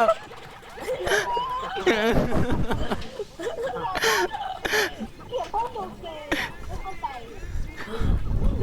อย่างนั้นก็อย่าลมผมเข้าไปด้วยแล้วกันนะครับ แม่ขนาดเขายังไม่มีใครเรียกกูอย่างไรเลย เจ๊ฟุก เขาเรียกกูว่าเจ็บ สวัสดีครับเนาะพิกาชูคุงเนาะสวัสดีครับ ผมเชื่อเขาเท่จังเลย เพราะพี่กระจู ถามคุง ไม่อ๋อยังเอาไม่เอาไม่อันนี้ของจริง ไม่อย่ากดตรงนี้สิ ายแน่นอน เก่งอะเนี่ย มาละเจ็บตายเลยตายละ ทำไมต้องเป็นอัพดาว โอ้ยทำไม เอาก่อกวนบีบ้างไงทำไมอะเราต้องเน้นเอาฮา ไม่เอา ผมไม่เอาด้วย โอเวน ครับ เราต้องหลอกทุกคนไหม ว่า ติดติด แต่ว่าตัวกูไม่ได้หุ่นดีเอาไหมหลอกเขาไหม อะไรนะ หลอกเขาไม่ว่ากูไม่หุ่นดี เฮ้ยอย่าเก่งใครรู้ แต่ไม่เป็นไรหรอก เฮ้ยโอ้ยโอ้ย ไม่ต้องบอกหรอก เฮ้ยโอ้โหอะไรเนี่ยโอ้ยโดนเองอีก มองไม่เห็นอะไรเลยป้ามองไม่เห็นหายเลย นั่นสิครับ ใครปล่อยมาตรงนี้ไปแหละไม่เห็นเลย ผมแค่เปลี่ยนชื่อจำผมได้ปะเนี่ยไม่ได้ครับใครก็ไม่รู้นะฮะแค่เปลี่ยนชื่อผมก็ลืมละ เข้าไปแล้วเข้าไปแล้ว ผีใช้ไฟฟ้า ไม่เจ๊ไม่เจ๊ โอ้ยเก่งอะทำไมอะเรียกเจ๊ทำไม ป้าบ่นอะไรครับป้า ป้าบ่นอะไรครับป้า หัวเราะชั่วร้ายมากแม่พี่ช่วยอย่างงี้แหละนะ เด็กเขา อะไร เรียก เหรอพี่บุ๊ก เด็กเขาเรียกมึงเด็กเขาเรียกมึง ทำไมอ่ะ บอกว่าเด็กเขาเรียกมึง ว่า ไปกินพิซซ่ากันไหม ขอฆ่าตัวตายสักแป๊บ เดี๋ยวพี่อาบมึงก็ได้แหละ อะไรบีทำไม อะไรบี เป็นไรเหรอครับ อะไรจะร้องไห้แล้ว จะร้องแล้ว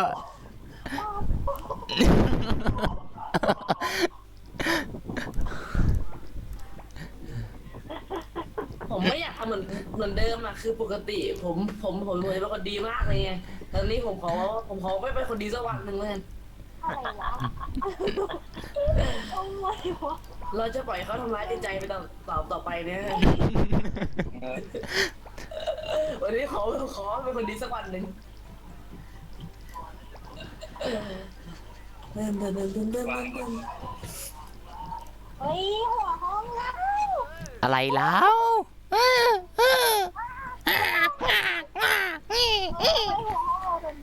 อะไรวะ ผมนี่ตกใจเลยทีเดียว โอ้ยอะไรวะนี่ เดี๋ยวเรา ข เขา อ บอกว่า หัวดิ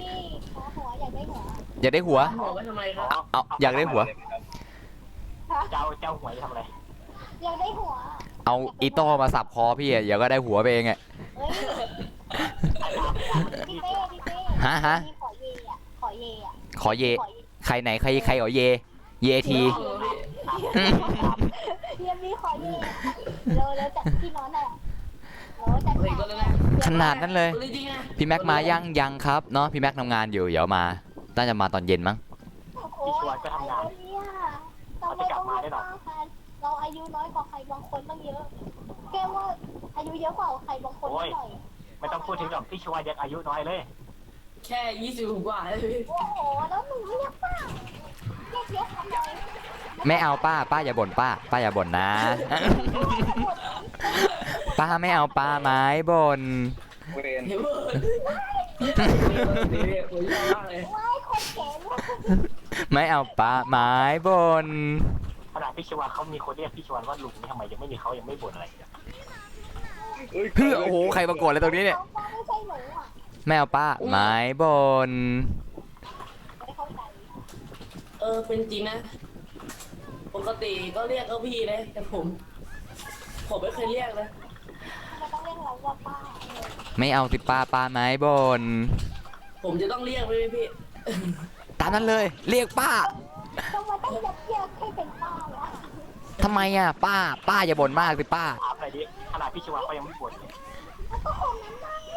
ยไม่หัวร้อน โอ้โหโดนกลายเป็นกระต่ายเลย จิตใจอ่อนหน่อยง่ายครับ แล้วเต่า พี่ชวเขาไม่เคยบ่น กระด้างเขาไม่ใช่หนู มีป้าด้วยเหรอ โอ้ยทำไมต้องทำเนาะ มีสิเนาะ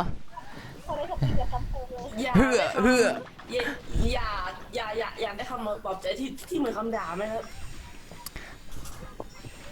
สักหน่อย ทุกคนรู้สึก คำปลอบใจที่เหมือนคำด่าคำปลอบใจที่เหมือนคำด่าสักหน่อย ทุกคนบอกว่าแม่งหมันไส้ที่ไหน โอ้ยใครส่งมาเฮียบีส่งขึ้นอีกแล้วเกลียดมากปล่อยเขาไม่ทันมีป้าย อย่าไปอ่านสิอย่าไปอ่านเดี๋ยวมันสะเทือนใจนะน้องนะอย่าไปอ่านเลย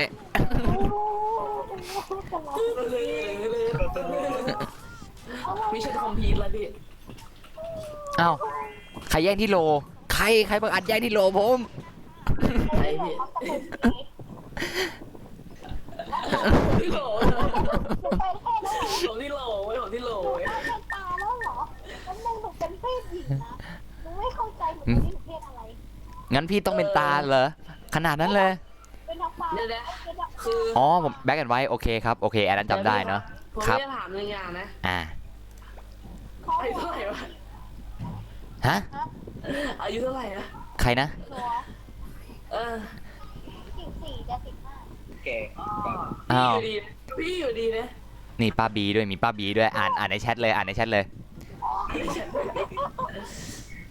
โอ้ยเจ็บปวดทำไมต้องตัดตรงด้วย บอกยศจันทราอะไร ย้ำเงิน เฮ้ยพี่ ด้วยเมียตาม พี่บีอยากได้ไม่เรียกผิดไม่เราเรียกผิดแล้วต้องเรียกป้าบีงอนโวยโอ้ไม่เอาไม่ร้องนะ เอาตังค์ไปซื้อขนม ไปเดี๋ยวพี่โอนไปให้นะรับตังค์ไปอ้าวผมค้าง แสดงว่าหลุดแน่ๆเลย หลุดแน่นอนโอ้ยดียังอยู่ ยัง ไว้เจ้าฟ้า อยู่ไว้ไม่ฟ้าเว้ยเขียวเลยไม่ฟ้าเขียวเลย ตาเขียวเลย แม่งป้ายแล้วอะไรวะอะไรก็ เพื่อนเต็มยังของผมเหรอของผมยังไม่เต็มนะฮะ ตอนมาของถึงเต็มวะ ใกล้เต็มแล้วครับ ของผมก็ใกล้เต็มแล้ว ถามหน่อยดิของเอเขาเรียกป้าใช่ไหมของกูเนี่ยเขาเรียกว่าน้าอะไรเนี่ย เจ๊ เจ๊ครับเรียกเจ๊ครับ ไม่แต่เด็กอายุเด็ก เจ๊ อายุ คุ้ม อยู่ผมกว่าเขาเรียกกูนะเรียกกูนะ เอาเถอะ เอ้ยปิด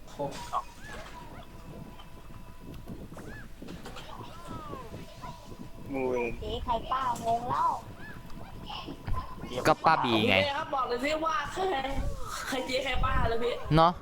กดซับให้แล้วขอบคุณมากนะครับ ผมยังไม่กดซับเลยพี่แต่ไม่ถึงค่อยนะ ไม่รีบวันนี้ยาวๆอ่ะเฮ้ย ยังไม่มีใครเหยียบได้เลยนี่เลย เชิญที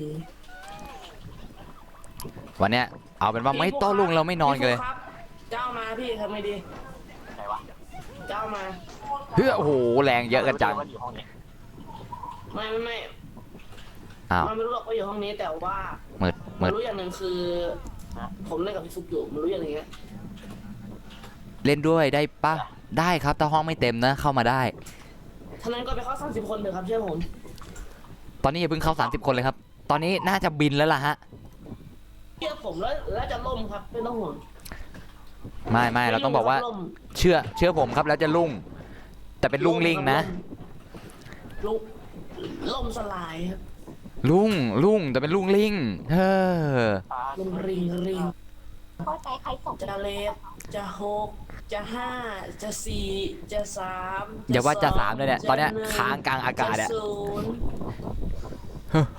เฮ้ออย่าแป๊บนึงนะผมไปเอาน้ำมากินก่อน แปลห้องน้ำ ไม่ได้เอาห้องน้ำครับไปเอาน้ำครับน้ำกินนั่นแหละฮะ เนี่ยไปทำอะไรในห้องน้ำอ่ะสบู่ตกปะ ดีครับ พอไป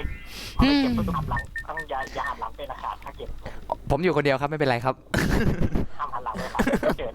สักอย่าง เดี๋ยวผมมาครับ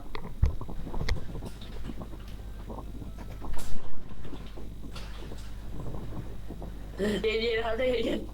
ใจเย็น แม่ก้าวอ่ะ ใจเย็น ที่มัน เกี่ยวอะไรกับผมแล้วเนี่ยโอ้โหแต่ละคน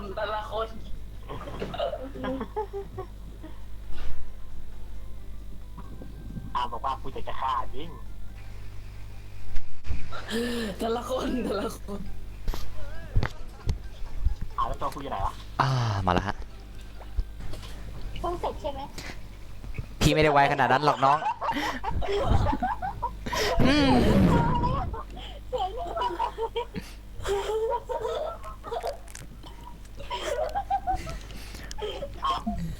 ื่อกี้ เด็กคนนั้นเขียนว่าไม่มาเร็วจังจะโดนแฟนได้ไง หมายถึงใครเอ่ยผมเหรอ เออ บอกว่าไปเอาน้ำครับ ไปเอาน้ำกินไม่ใช่ไปเอาน้ำออก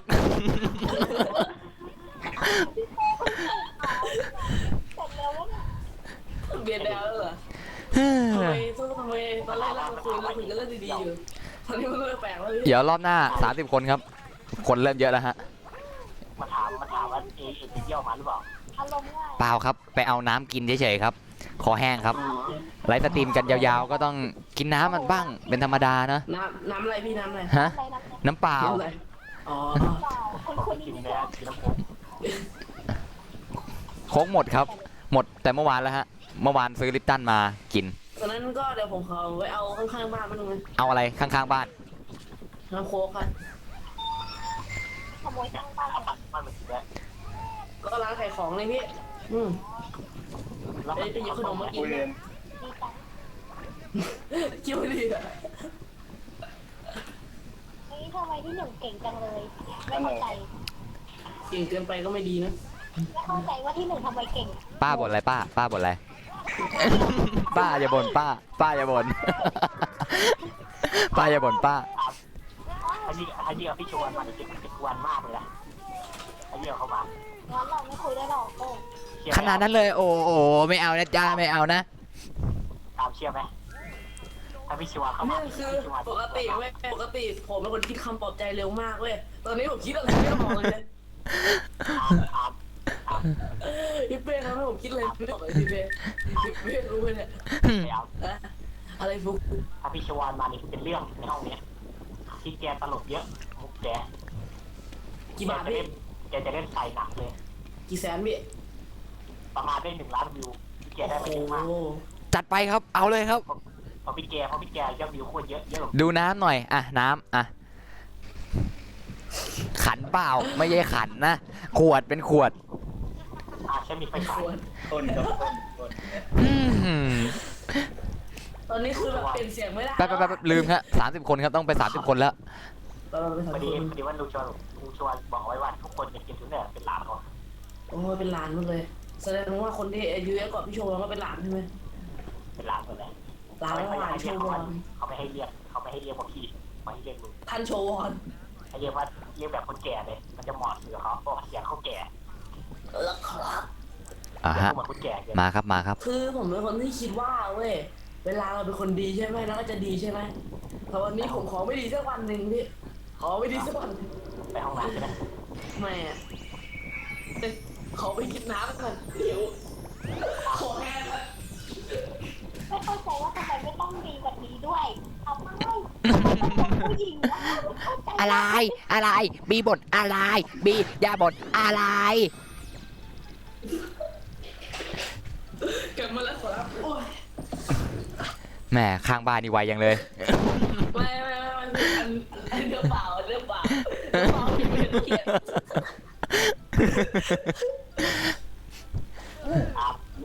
โอ้ยกินน้ำไม่ได้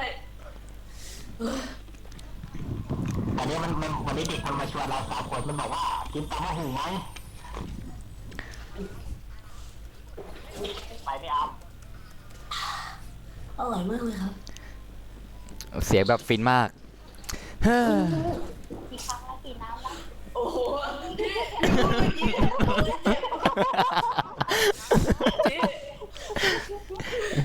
น้ำอยู่ปุ๊บ มาแล้วก็โอเคครับเข้ามาเลยเนาะ พี่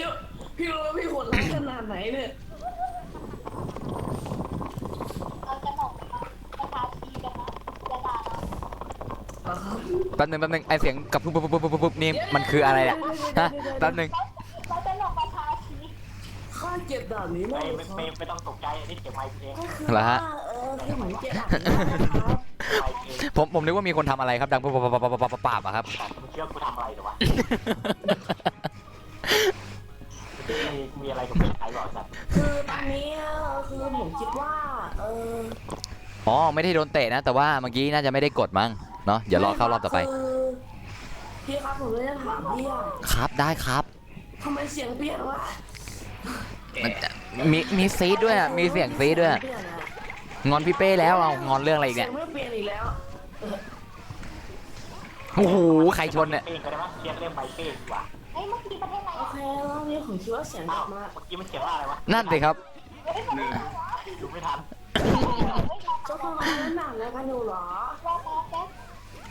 เมื่อกี้มันบอกว่าประเทศอะไรจำไม่ได้แล้ว อันนี้คือไม่ได้เก่งคอเลยนะแต่คือแบบพูดธรรมดาเลยอะ ใครอะใครอะใครดัดจริต ใครดัดจริต ใครแบบวะ ไอ้เหี้ยเอ้ยกูจะเหยียบพันแล้ว ใครร่วงวะ ใครเรื่อง จะเหยียบพันแล้ว ใครเรื่องอ่ะ เบื่อยิ่งเลย มีผมกับพี่ฟุก จัดหนักเลยกู สีลังกาโอเคอันนี้ง่าย ชื่อในเกมพี่ก็เทปเป้มาแววเนาะเทปเป็นภาษาอังกฤษ LNW เป็นพิมพ์เล็กหมดเลย ดูข้างล่างก็ได้ ตัวหนังสือเลื่อนๆน่ะข้างล่าง จะต้องเป็นคนที่ถนัดเรื่องแกล้งบ้างใช่ไหมเอาเลยดีคิดก่อนแกล้งเรื่องอะไรดีพี่ช่วยผมคิดน่ะ หืม แกล้งใครดีด้วย แกล้งใครดี แกล้ง พี่บีไหม เฮ้ยอยากแก้เนาะ อย่าแกล้ง ป้าบีไหม แกล้งป้าบีโอเค อันนี้เอาเลยเอาเลยอ๋อเสียงพี่เป้เหมือนกระเทยใช่ไหมะอะไรเนี่ยอะอะไรเฮ้ยเฮ้ยเฮ้ย เฮ้ยเทนเขาเทนเฮ้ยเป้เขาให้เหมือนจะเคยซะหน่อยพี่เป้เขาเป็นเกย์เลยค่ะ แน่ไอเราก็เพศเดียวกันไม่ใช่เหรอ ไม่ใช่ยืนถึงเลยยืนถึงเลยเฮ้ยนี่เลยสวัสดีครับผมเสียละครผมแสบ ไอ้เหี้ยเอ้ยมึงทำไมลำโพงกูแตกสัตว์แกล้งพูดไม่ได้เลยแบบ อันไหนอ่ะอันนี้ว่าไม่รู้ดิคือ แม่สองตัวนี้แกล้งคนเยอะเกินแม่งทำไมลำโพงกูแตกสัตว์ เหรอครับผมก็ไม่คิดนะครับว่าผมจะทำได้จริงๆเนี่ย แม่งมีเสียงอยู่เลยเสียงก็อะไรมันแบบ คอ เกิดจากวิ่ง มีคนถามว่าตัวพี่ฟุกชื่ออะไรครับ ไม่บอกครับ ไม่บอกครับ ปล่อยให้งงครับ ไม่บอกครับ หญิงใช้ไม่ได้หญิง ไอ้เหี้ยแม่งไม่กูหลุดเลยแต่เลยลำโพงแตก เสียงเตีย ไอ้เจ้า ประเทศอะไรอ่ะ แดบแดบแดบแดบแดบแดบแดบแดบแดบ กูเลยต้องโดนอะไรดิ เย้สนุกไหมล่ะวันนี้ผมเป็นวันที่ผมสนุกที่สุดเลย เอาเลยร่วง ซ้ายเดี๋ยวเจ้า พวกเธอ แต่ว่าอยู่เสียงใครเด็กๆกูได้ยินทุกที มีคนเข้าท้องมาตั้งแต่เมื่อไหร่ครับเนี่ย ไอ้เจ้านี่เองลูกกูเอง ใครอ่ะใคร ลูก อ่ะ เองเจ้าเนี่ย ใครอ่ะใคร พี่เบ้ ว่า พี่เบ้ ว่า มีบาท ฮะ เฮ้ยลืมแนะนำตัวก้าวมึงแนะนำตัวพวกเขาอย่าง มีบาท เกือบไปแล้วไม่เลิก ก้าวมึงแนะนำตัวพวกเขาอย่างอันนี้คนดังแล้วเนี่ยหมดเลย ไม่มีสัญญาณตอบรับจากเลขหมายที่ท่านเรียก กรุณาติดต่อมาอีกครั้งครับ ไม่เลยเฮ้ยประเทศง่ายนี่ ถ้าพี่เป้มีโดเรมอนจะขออะไร พี่ไม่ขออะไรหรอกนะน้องนะ เอาโดเรมอนทำเมีย ฮะ อะไรนะ แป๊บอะไรนะ ไม่เลย เหรอไม่มีอะไร เดี๋ยวก่อนเองเจอพี่แน่นะเดี๋ยวก่อน แดดี้แดดี้แดดี้แดดี้ แม่งประเทศที่อะไรวะเนี่ย ไม่รู้ครับ คือขอโทษนะ คือผมคิดได้แค่นี้จริงๆเนี่ยสมองผมไปกับพี่เป้หมดแล้วเนี่ย ไปเลย สมองไปหมดแล้ว จะจำชื่อพี่เหรอ ไม่เหลือชีวิตแล้วพี่ เฮ้ยทำไมน้องไม่คนดีวะรู้สึกให้กำลังใจ อะไรครับป้าบี เผือก ยอม ไม่กินน้ำมาเนี่ย ตอนเราไม่คุยด้วยนะ ชีชูชาโชแช ก็เขาฉีดน้ำแหวกเพื่อดับไฟ ก็นะคือผมเป็นคนเขาเรียกอะไรอยู่กับ เปิดอ่ะเขาชม ผม ว่า เลยเอ้ย ก็ทำให้ผ่านกันบ้านด้วย มาบ้านยังไงที่เขาอยู่บ้านเลย เอ้ยไปได้ทีหลังเว้ย โอเคครับเสียงผมกลับมาเหมือนเดิมอะ ไม่เชื่อครับ เชื่อเลย ยัง นะ เข้ามาเลยเข้าในปาร์ตี้กูมา เชื่อหน่อยเถอะนะ แต่ตอนแรกกูก็นึกว่าใครชื่อคุณ เชื่อหน่อยเถอะเอ้ย มาส่งเขาส่ง เนี่ยอะไรวะตามหาชื่อไอ้ก้าวนี่ไอ้ก้าวชื่อมึงอยู่ไหน อย่างกินข้าวๆอย่าง พอเห็นได้แล้วเข้ามา โอเคพี่คิดว่าเสียงผมตอนนี้เปลี่ยนไปไหม อ้าว โจ้โจ้ มีคนเชิญเชิญไปลงเลส ไม่ไป เชิญ แฮ่ โจ้โจ้โจ้ ยังอีก ติดเนอร์ ติดเนอร์ไง ก็คนมันติดเนอร์ มีปัญหาอะไรแล้ว พี่ ฮะ คือผมจะพูดเลยผมเป็นคนที่อยู่ที่โรงเรียนใช่ไหมผมเป็นคนที่มีเพื่อนเป็นแบบเป็นผู้หญิงเยอะเลย อ่า เป็นเพื่อนแบบที่ว่าคุยกันรู้เรื่องไงใช่ไหม อ่า แล้วเพราะฉะนั้นพี่ผมจะเข้าใจความรู้สึกดี อ่า อืมอืม อ่า อืมอืม อ่าอ่าอ่า อ่า พี่ครับสรุปพี่ชื่อว่าอะไรเนี่ยนะ ฮะพี่เหรอ พี่ชื่ออะไรนะพี่นะสรุปเอาชื่อไหนดีอะ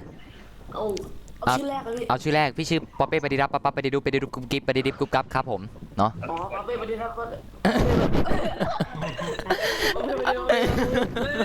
ทำแรงละพูดแรงละ อาบ โอ้ย ต้อง สั่น ให้ คอ ให้ดูหน่อยอาบ ผมคิดว่านะครับ ตอนนี้ เดี๋ยวผมรับแอดนะใครแอดมาได้เลยแอดผมไม่ได้เลยเดี๋ยวผมรับแอด ตอนนี้มันเริ่มไม่หมดแล้ว เป็นหัวขาวอยู่ไหน บอสอ่ะ ไม่ไหวปิด ไม่อยากเล่นหน้าดันก่อน ปาเป้ปฏิทัศน์ปฏิทัศน์ อาบต้องเป็นหัวขาวอยู่ไหน ยังไม่จบแค่โสดได้พี่แค่โสดได้อยู่แต่อื่นก็ได้อื่นผมไม่หรอกผมไม่ร้องเลยข่าวเลยผมแล้วผมก็ไม่มีคนร้องเลย อาบ ไม่เล่น อาบจับปลานั้นมาต้มกินกันจะไม่อาบไม่ตามเรามาอ่ะ จัดเลยเย้จัดเลย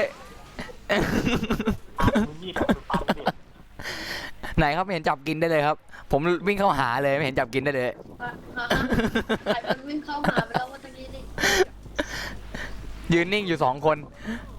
ผมว่าจะไปช่วยชีวิตเขานั่นแหละ ท้าย เอาเลยพวกว่าเดี๋ยวลองดูพี่ลองดูลองแค่ กลับไปคุยกันที่บ้านป้ายอะไรเอ่ยอะไรกลับไปคุยกันที่บ้าน ตื่นเชียร์เอฟเฟกต์ไม่มี อ่า หัวใจแก้หมด รอวนไปโหลดแป๊บโอเคโอเค ทำไมมันไม่ได้มีใครตายไป ตาย พี่ใช่ผมร้องจริงเหรอ จะใช้ชีวิตแบบไหนเนี่ย พี่พูดผมถามจริงนะพี่พูดได้ผมร้องจริงเหรอถ้าใช้ชีวิตแบบไหนก็ทำมันไปแบบนั้นก็ความรู้สึกของเราตอนนี้นั้นมันไม่ต่างกัน อะไรบีเมื่อกี้บีพูดอะไรนะ แล้วก็ต่างคนก็ต่างมันไม่ใช่ใครแล้วก็ต่างคนก็ต่างเดิน ใครบ่น แจ็คพอเว้ยไปดีกว่าไม่เล่นแล้ว เอ้าง ง ไอ้กาวไอ้เด็กหัวห้าเรา ผมมาแบบงง ได้อยู่ป .5 นะได้อยู่ป .5 โอ้ยเสียง เดี๋ยวรับแอดนะเพิ่มมาก่อนเลย เดี๋ยวพี่รับแอดเนาะ แค่ไปต้องอยู่ปไหน อ้าวโอเค ที่มันหมดใจ ปห้าหัวเป็นหัวแค่อายุน้อยกว่าขนาด ต้องมาก่อนเหรอ ในปห้าง งมากเลยคนอายุน้อยกว่าโดนเด็กป้า เป็นจริงนะผมคิดว่า ผมร้องเพลงนึงได้อยู่นะ แต่ผมไม่อยากร้องแบบ ดีละดีละดีละ เป็นเพลงที่ผมเกลียด ดีละดีละดีละดีละดีละดีละ แล้วก็เป็นเพลงที่ผม ดีแล้วดีแล้ว ที่จะทำให้ ดีแล้วดีแล้ว ทำให้พี่เป้ตายเร็ว นี่ไม่นี่มันไส้นี่มันไส้ มันไปเที่ยวมันไปเที่ยวง่วง เท่เลย ไม่เคยเล่น โดนเอง ตายเองดังนั้น มีอะไรจะบอกนะ อะไรใช้มิโฮะได้เป็นตลกคาเฟ่เถอะขนาดนั้นเลยเหรอแวมไพร์565รับแอดผมด้วยโอเคอย่าพี่รับแอดเนาะแอดพี่มาแล้วใช่ไหมเนาะ ใช่ เนี่ย แก้มหาเลยวะ คนแรกเลยอ่ะ โดนไอ้ ดับอีกหนึ่ง ตาปัน ไอ้กาตายแล้วเดี๋ยวใส่อาร์มคนนี้อาร์มกับใครเนี่ยอาร์ม เหลือเป้อีกคนครับเหลือเป้ ๆรวดเร็วนะครับ อาร์มกลับไปแล้ว เหลือเป้2ครับเหลือเป้2ฮะ เป้สอง เมื่อกี้นี่ทำไมไม่เข้าเส้นชัยเหรอครับ ขอสอบถามหน่อยครับ ขอสัมภาษณ์นิดนึงครับ ไปยืนทำอะไรตรงเมื่อกี้ครับ มีวิ่งติดด้วยนะฮะ ไอ้เหี้ยเอ้ย รับแอดผมยังแอดพี่มายังเอ่ยถ้าแอดมาแล้วก็เดี๋ยวพี่ก็รับเนาะ ที่หนึ่งเคที่หนึ่ง ไอ้อาร์มบอกว่าถือดาบมาแล้วจะทำอะไรไม่ข้ามแล้วโดนดาบมาเนี่ยไปเพื่อนตายแก้วดาบเพื่อนคน พี่เป้มองคนไหนตายทุกคน ขนาดนั้นเลยอะ โอ้ยกินน้ำเพิ่มปะน้ำเปล่าครับ มีแอดมาแล้วก็โอเค เดี๋ยวพี่รับเนาะ กลับไปเหมือนเดิมเถอะขอร้อง โอเค รับแล้วเนาะ1 คนมีแค่1 คนเองเหรอโอเคมันผ่านมาละ โอเครับแล้วเข้ามาเล่นด้วยกันได้เนอะมา เสียงดังไง เก้า คือ คนไหน เรา วะ แบบ ตามมาเลยตามมาเลย กลับเธอนะขอร้องเอามือไหว้ ได้ เล ได้ ย แล้วก้าวบิ๊กโบ้ใช่ป่ะ ผมกันแล้วนะ คือผมคิดว่านะ จะอ่อน ผมทำเสียงเบาไม่ได้แล้วทำเสียงดังไม่ได้ แล้วก็ทำเสียงวุ่นวายไม่ได้ แล้วก็ตบหน้าใครไม่ได้ ทุย ตบหน้าตัวเองก็ได้ โมก็ได้ ได้พี่จัดไป จัดไป ที มาเอาหน้ามาดิ โอ้เจ็บเจ็บ ตัวขวามือเป๊ะแดงแน่นอนเต็มหน้า อีกชาติจะเสร็จโหลดเสร็จ จริงอะ รู้ว่าบางคนก็ชอบเนี่ยด่านเนี้ยเรารู้ เจ้า เอาดิอันนี้ผมเอาอันนี้ผมเอา ไอ้กิ้งก่าอีกแล้วเหรอ พี่เก่าชอบ คิดว่าจะได้แบบนั้นเหรอ ตะกี้ก็โดนกิ้งก่าฟันไปแล้ว สอ นะ งผีรัวๆสองผีรัว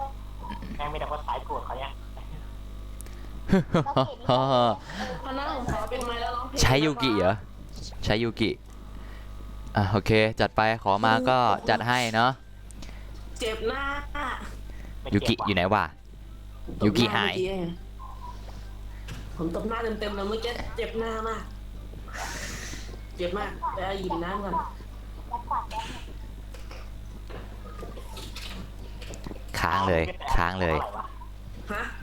อารินกูไปตีบวกมากูได้มาทั้งหมดได้200เอง เยอะไปไหมพี่ อุ้ยเกียร์พังเล่น พอ แน่ ตัว เลย รับต่อไปจะเศร้ากันไปทำไมมันไม่ดี บอก ไม่ ว่ามึง ค่อย กดตรงที่อะไรกูไม่ทันเตะตัว จะใช้ชีวิตแบบไหนมันต้องนอนนานเพราะความรู้สึกทั้ง เป้มาแล้วน่าจะพังแน่เลย ผมคิดว่าตามที่เสียงผมมันโอ้เจ็บ ใครวะใคร โอ้ยเมื่อกี้ตบแรงเลยแต่ว่าเจ็บผมเมื่อกี้เกินไป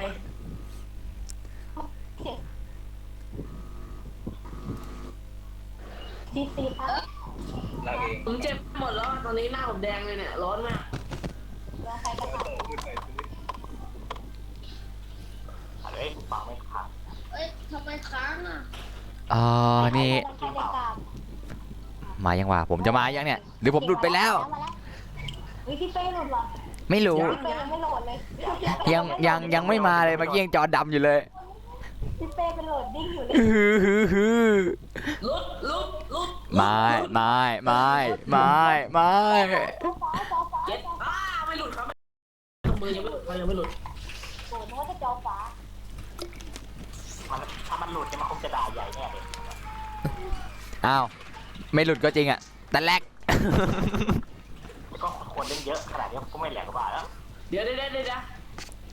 ก็ผมนึกว่าจะเป็นแบบทำ ใคร easy ซะอีก เปิดไอเทมจ้าเอ๋ย ที่แท้เป็น normal นี่เองไม่เป็นไรครับ normal ผมก็เล่นได้ normal ผมเล่นได้ครับผมเล่นหมดทุกระดับเลย น่าจะตายตามประมาณ เฮ้ยเฮ้ยลืมมองมัวแต่อ่านแชท ง่ายจนตายนะครับ normal นี่เป็นด่านที่มันง่ายจนตายครับ ค้าง normal ค้าง เล่นยาก ค้าง มากเลย ค้าง เชื่อผมดิ ลูซี่ดีดีอ้าว ผม ตาย มีประสบการณ์นะครับไม่ต้องห่วงผมมีประสบการณ์นะครับ normal ผมเล่นมาบ่อยแล้ว เอ้ยไม่ เราจะมา จะรอดอะเนี่ย เชียร์น้องบีกันนะ เราจะมาเชียร์ป้าบีกัน บีสู้ๆ ตายไวๆจัดไปใน2 วิตาย ตาย ตาย จัดไป ตาย ตายเลย เร็ว โดนไปตาย โดนไปตาย เร็วๆสิ เกือบแล้ว ไอ้อาร์มันอยู่ไหนวะหาชื่อไม่เจอ ที่ 1ครับที่ 1ตอนนี้ที่ บีตายสักทีดิจะอยู่ทำไมเนี่ยอะ ลงทุนแบบนี้ เดี๋ยวให้โลโก้ อยู่ให้โลกนี้ไม่ต้องการเราหรอก อุ้ย อย่าไปกลัวสิ ออกมาเลย โดนลุม โดนลุม โดนลุม 2 ไปดีกว่าวะผมหนีเลยทีเดียว สตรีมออฟไลน์เหรอทำไมสตรีมออฟไลน์วะ ก็สตรีมไม่ได้ออฟไลน์ โอเคครับมาเกียร์ต่อครับมา มิงเหรอ ทีละอย่างนะ ทีละอย่างนะ ใช้เบลล่า เกือบตายสัตว์ อุ้ย ตาย กลับดีกว่าอู้เต็มหน้าเลย อู้ เขาบอกขอลุงหมึกมาหาโหดได้หรือเปล่า รถหนึ่ง อ่า มาหาหมด ป้าบีสู้ๆ โอ้ยผมเจ็บหน้าหมดแล้วเนี่ย เขาบอกป้าบีสู้ ไม่เป็นไรพี่เราต้องมีความมั่นใจในตัวเองเข้าไว้ ผมเจ็บหน้าหมดแล้วเนี่ย เฮ้ยหนูไม่ว่านะจะพูด เดินต่อไม่พูดอ่ะ หนู เอามา การเงิน ตบหน้าให้ เจ็บหน้าว่ะ ก็ตบหน้าให้เอา ใจเย็นพี่ฟุกแค่นี้ผมก็เจ็บพอแล้ว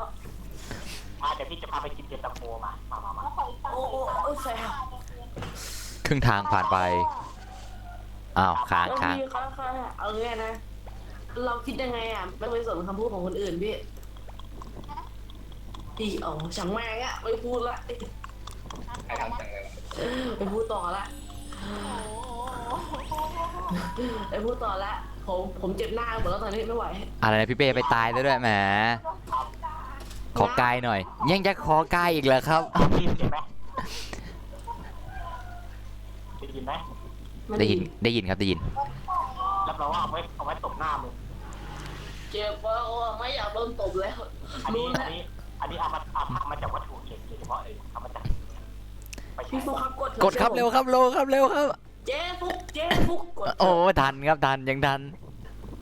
ตอนเองอยู่ไอ้สัตว์ยังไม่ทันได้เอาจริงเอ้ย ไม่มีใครบ้างเนี่ย จับกันไปให้พอดี เอ้าลืมเปลี่ยนตัวเลยว่าจะเปลี่ยนตัว ยานมันมีกี่อันวะเนี่ย ฮะ ปราบวิญญาณเนี่ยเหรียญลึกลับเนี่ยเควสกี่อันวะเนี่ย พี่ตอนนี้พี่มีอยู่ประมาณ102อันพี่ฟุกมีอยู่ประมาณ200วันแล้วพี่ ทำไมวะแค่200ตอนนี้มาปามาทั้งหมดเนี่ย350แล้ว อ๋อของผมแค่หลอดละสอง ย่างวัฒนาแล้วจะ ก็เล่นไปเรื่อยแล้วพี่ก็ไม่ได้แลกสักทีเพราะพี่ขี้อยากยืนเลยอะ โอ้ยอยากฝันได้ไหม ไอ้ปราบวิญญาณนะ ใช่ ผม ไงใช่ไง แป๊บนะ พอเข้าใจแล้วว่าผมจะหลุดเพราะอะไรเนี่ยฟัดกันอย่างงี้ไงฮะ วิฟันต่อให้พี่เป้จอฟ้า ไม่ดี ผม มั้ง คิดว่านะถ้าเกิดจะเล่นก็ขออีซี่เถอะเรื่องนี้ผมเล่นไม่ไหววะ น้องมอฝึกนี่โห เพราะว่าเครื่องแต่ละคนมันแหลก นี่สายฟ้าไม่ใช่สายกา หนูก็ไม่ใช่สายตา เขาเรียกว่าบริ สาย การ ฟ้าไม่เป็น ผม เล สาย ยกาดิไม่เห็นใจคนสายกลางเลยเหรอ อ้าว ก็ ตาย ก็สายกาก็ต้องเล่นได้สิใช่ อ้าวแล้วทำได้ยังไงนะ ไม่ต้องถามดีที่สุด มึงจะดัดเสียงทำไม ไม่ได้ดักนี่อันนี้คือพี่ใช้เสียงธรรมชาติแล้วนะ ทำไมแต่งเด็ก ไม่เด็กนะ นาเดช เออ ไม่เด็กนะ เห็นไหมมัวแต่อ่าน ไม่ อ่ะ เด็กจริงๆนะ ไม่เด็กจริง ไม่เด็กของบ้านนะอะไรอย่างเงี้ย งั้นไม่พิมพ์ละ อีกแล้วเหรอฮะ อีกแล้วเหรอ ลูซี่ โอเค ลูซี่ จัดไป ลูซี่ก็ลูซี่ ที่มันไป นาฬิกาอีกแล้วเหรอครับ ฝันไฟเสียงอะไร เสียงจากสวรรค์นี่ บอกแล้วนะ ลาก่อนบี ลาก่อน บ๊ายบาย บี ตายไปซะ ตายแล้วบี ไม่ตายล่ะ ตายสักที ตาย ตายสิ ไม่ตายอีก เอ้า ตายสักทีดิจะอยู่ทำไมเนี่ย แต่ตายไปเถอะ อย่าอยู่เลย ก็บอกว่าอยู่ไปให้โลก เดี๋ยวจะเวลาทำเต็มแล้วบ่าย2แล้วต้องหยุดทำปกติตอนนี้เดือน ต้องรีบหยุดพักพี่ผมรู้ว่าพี่เป็นคนงานยุ่งเว้ย ผมก็ว่าคงต้องหยุดพักแล้วครับ เหมือนกัน แล้วก็เดี๋ยวตอนเย็นอีกทีนึง แล้วเดี๋ยวตอนเย็นเราจะมาเล่นกัน2คนอีกครั้ง ครับผม สองคนแล้วพี่ กับ ผมอะ เกมอะไรรู้ไหม เล่นกันตั้ง ผม หลายคนหรอกว่าเล่นกันแค่2 คน ผมจะหยุดสตรีมแล้วก็ไปโหลดเกมครับ อ๋อโอเคครับ ๆทำไมอ่ะ ทำไมอ่ะ มีปัญหาเหรอฮะ เอากามตายเลย อ้าวดับไปแล้ว อ้าว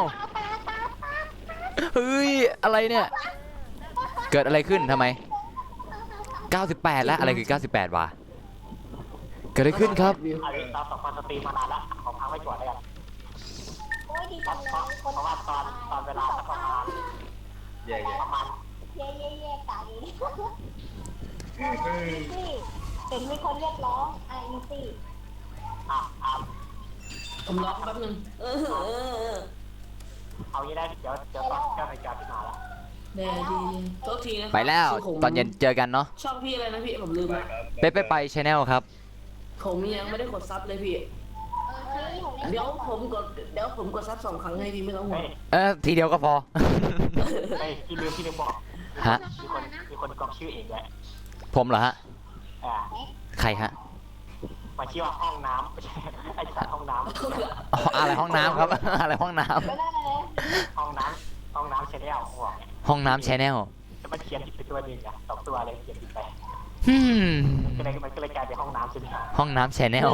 1,130 พี่เป้ใจร้ายอโดไปซะละ เดี๋ยวตอนเย็นอีกทีเลยเนาะ เดี๋ยวผมขอเวลาโหลดเกมหน่อยแล้วกันเนาะ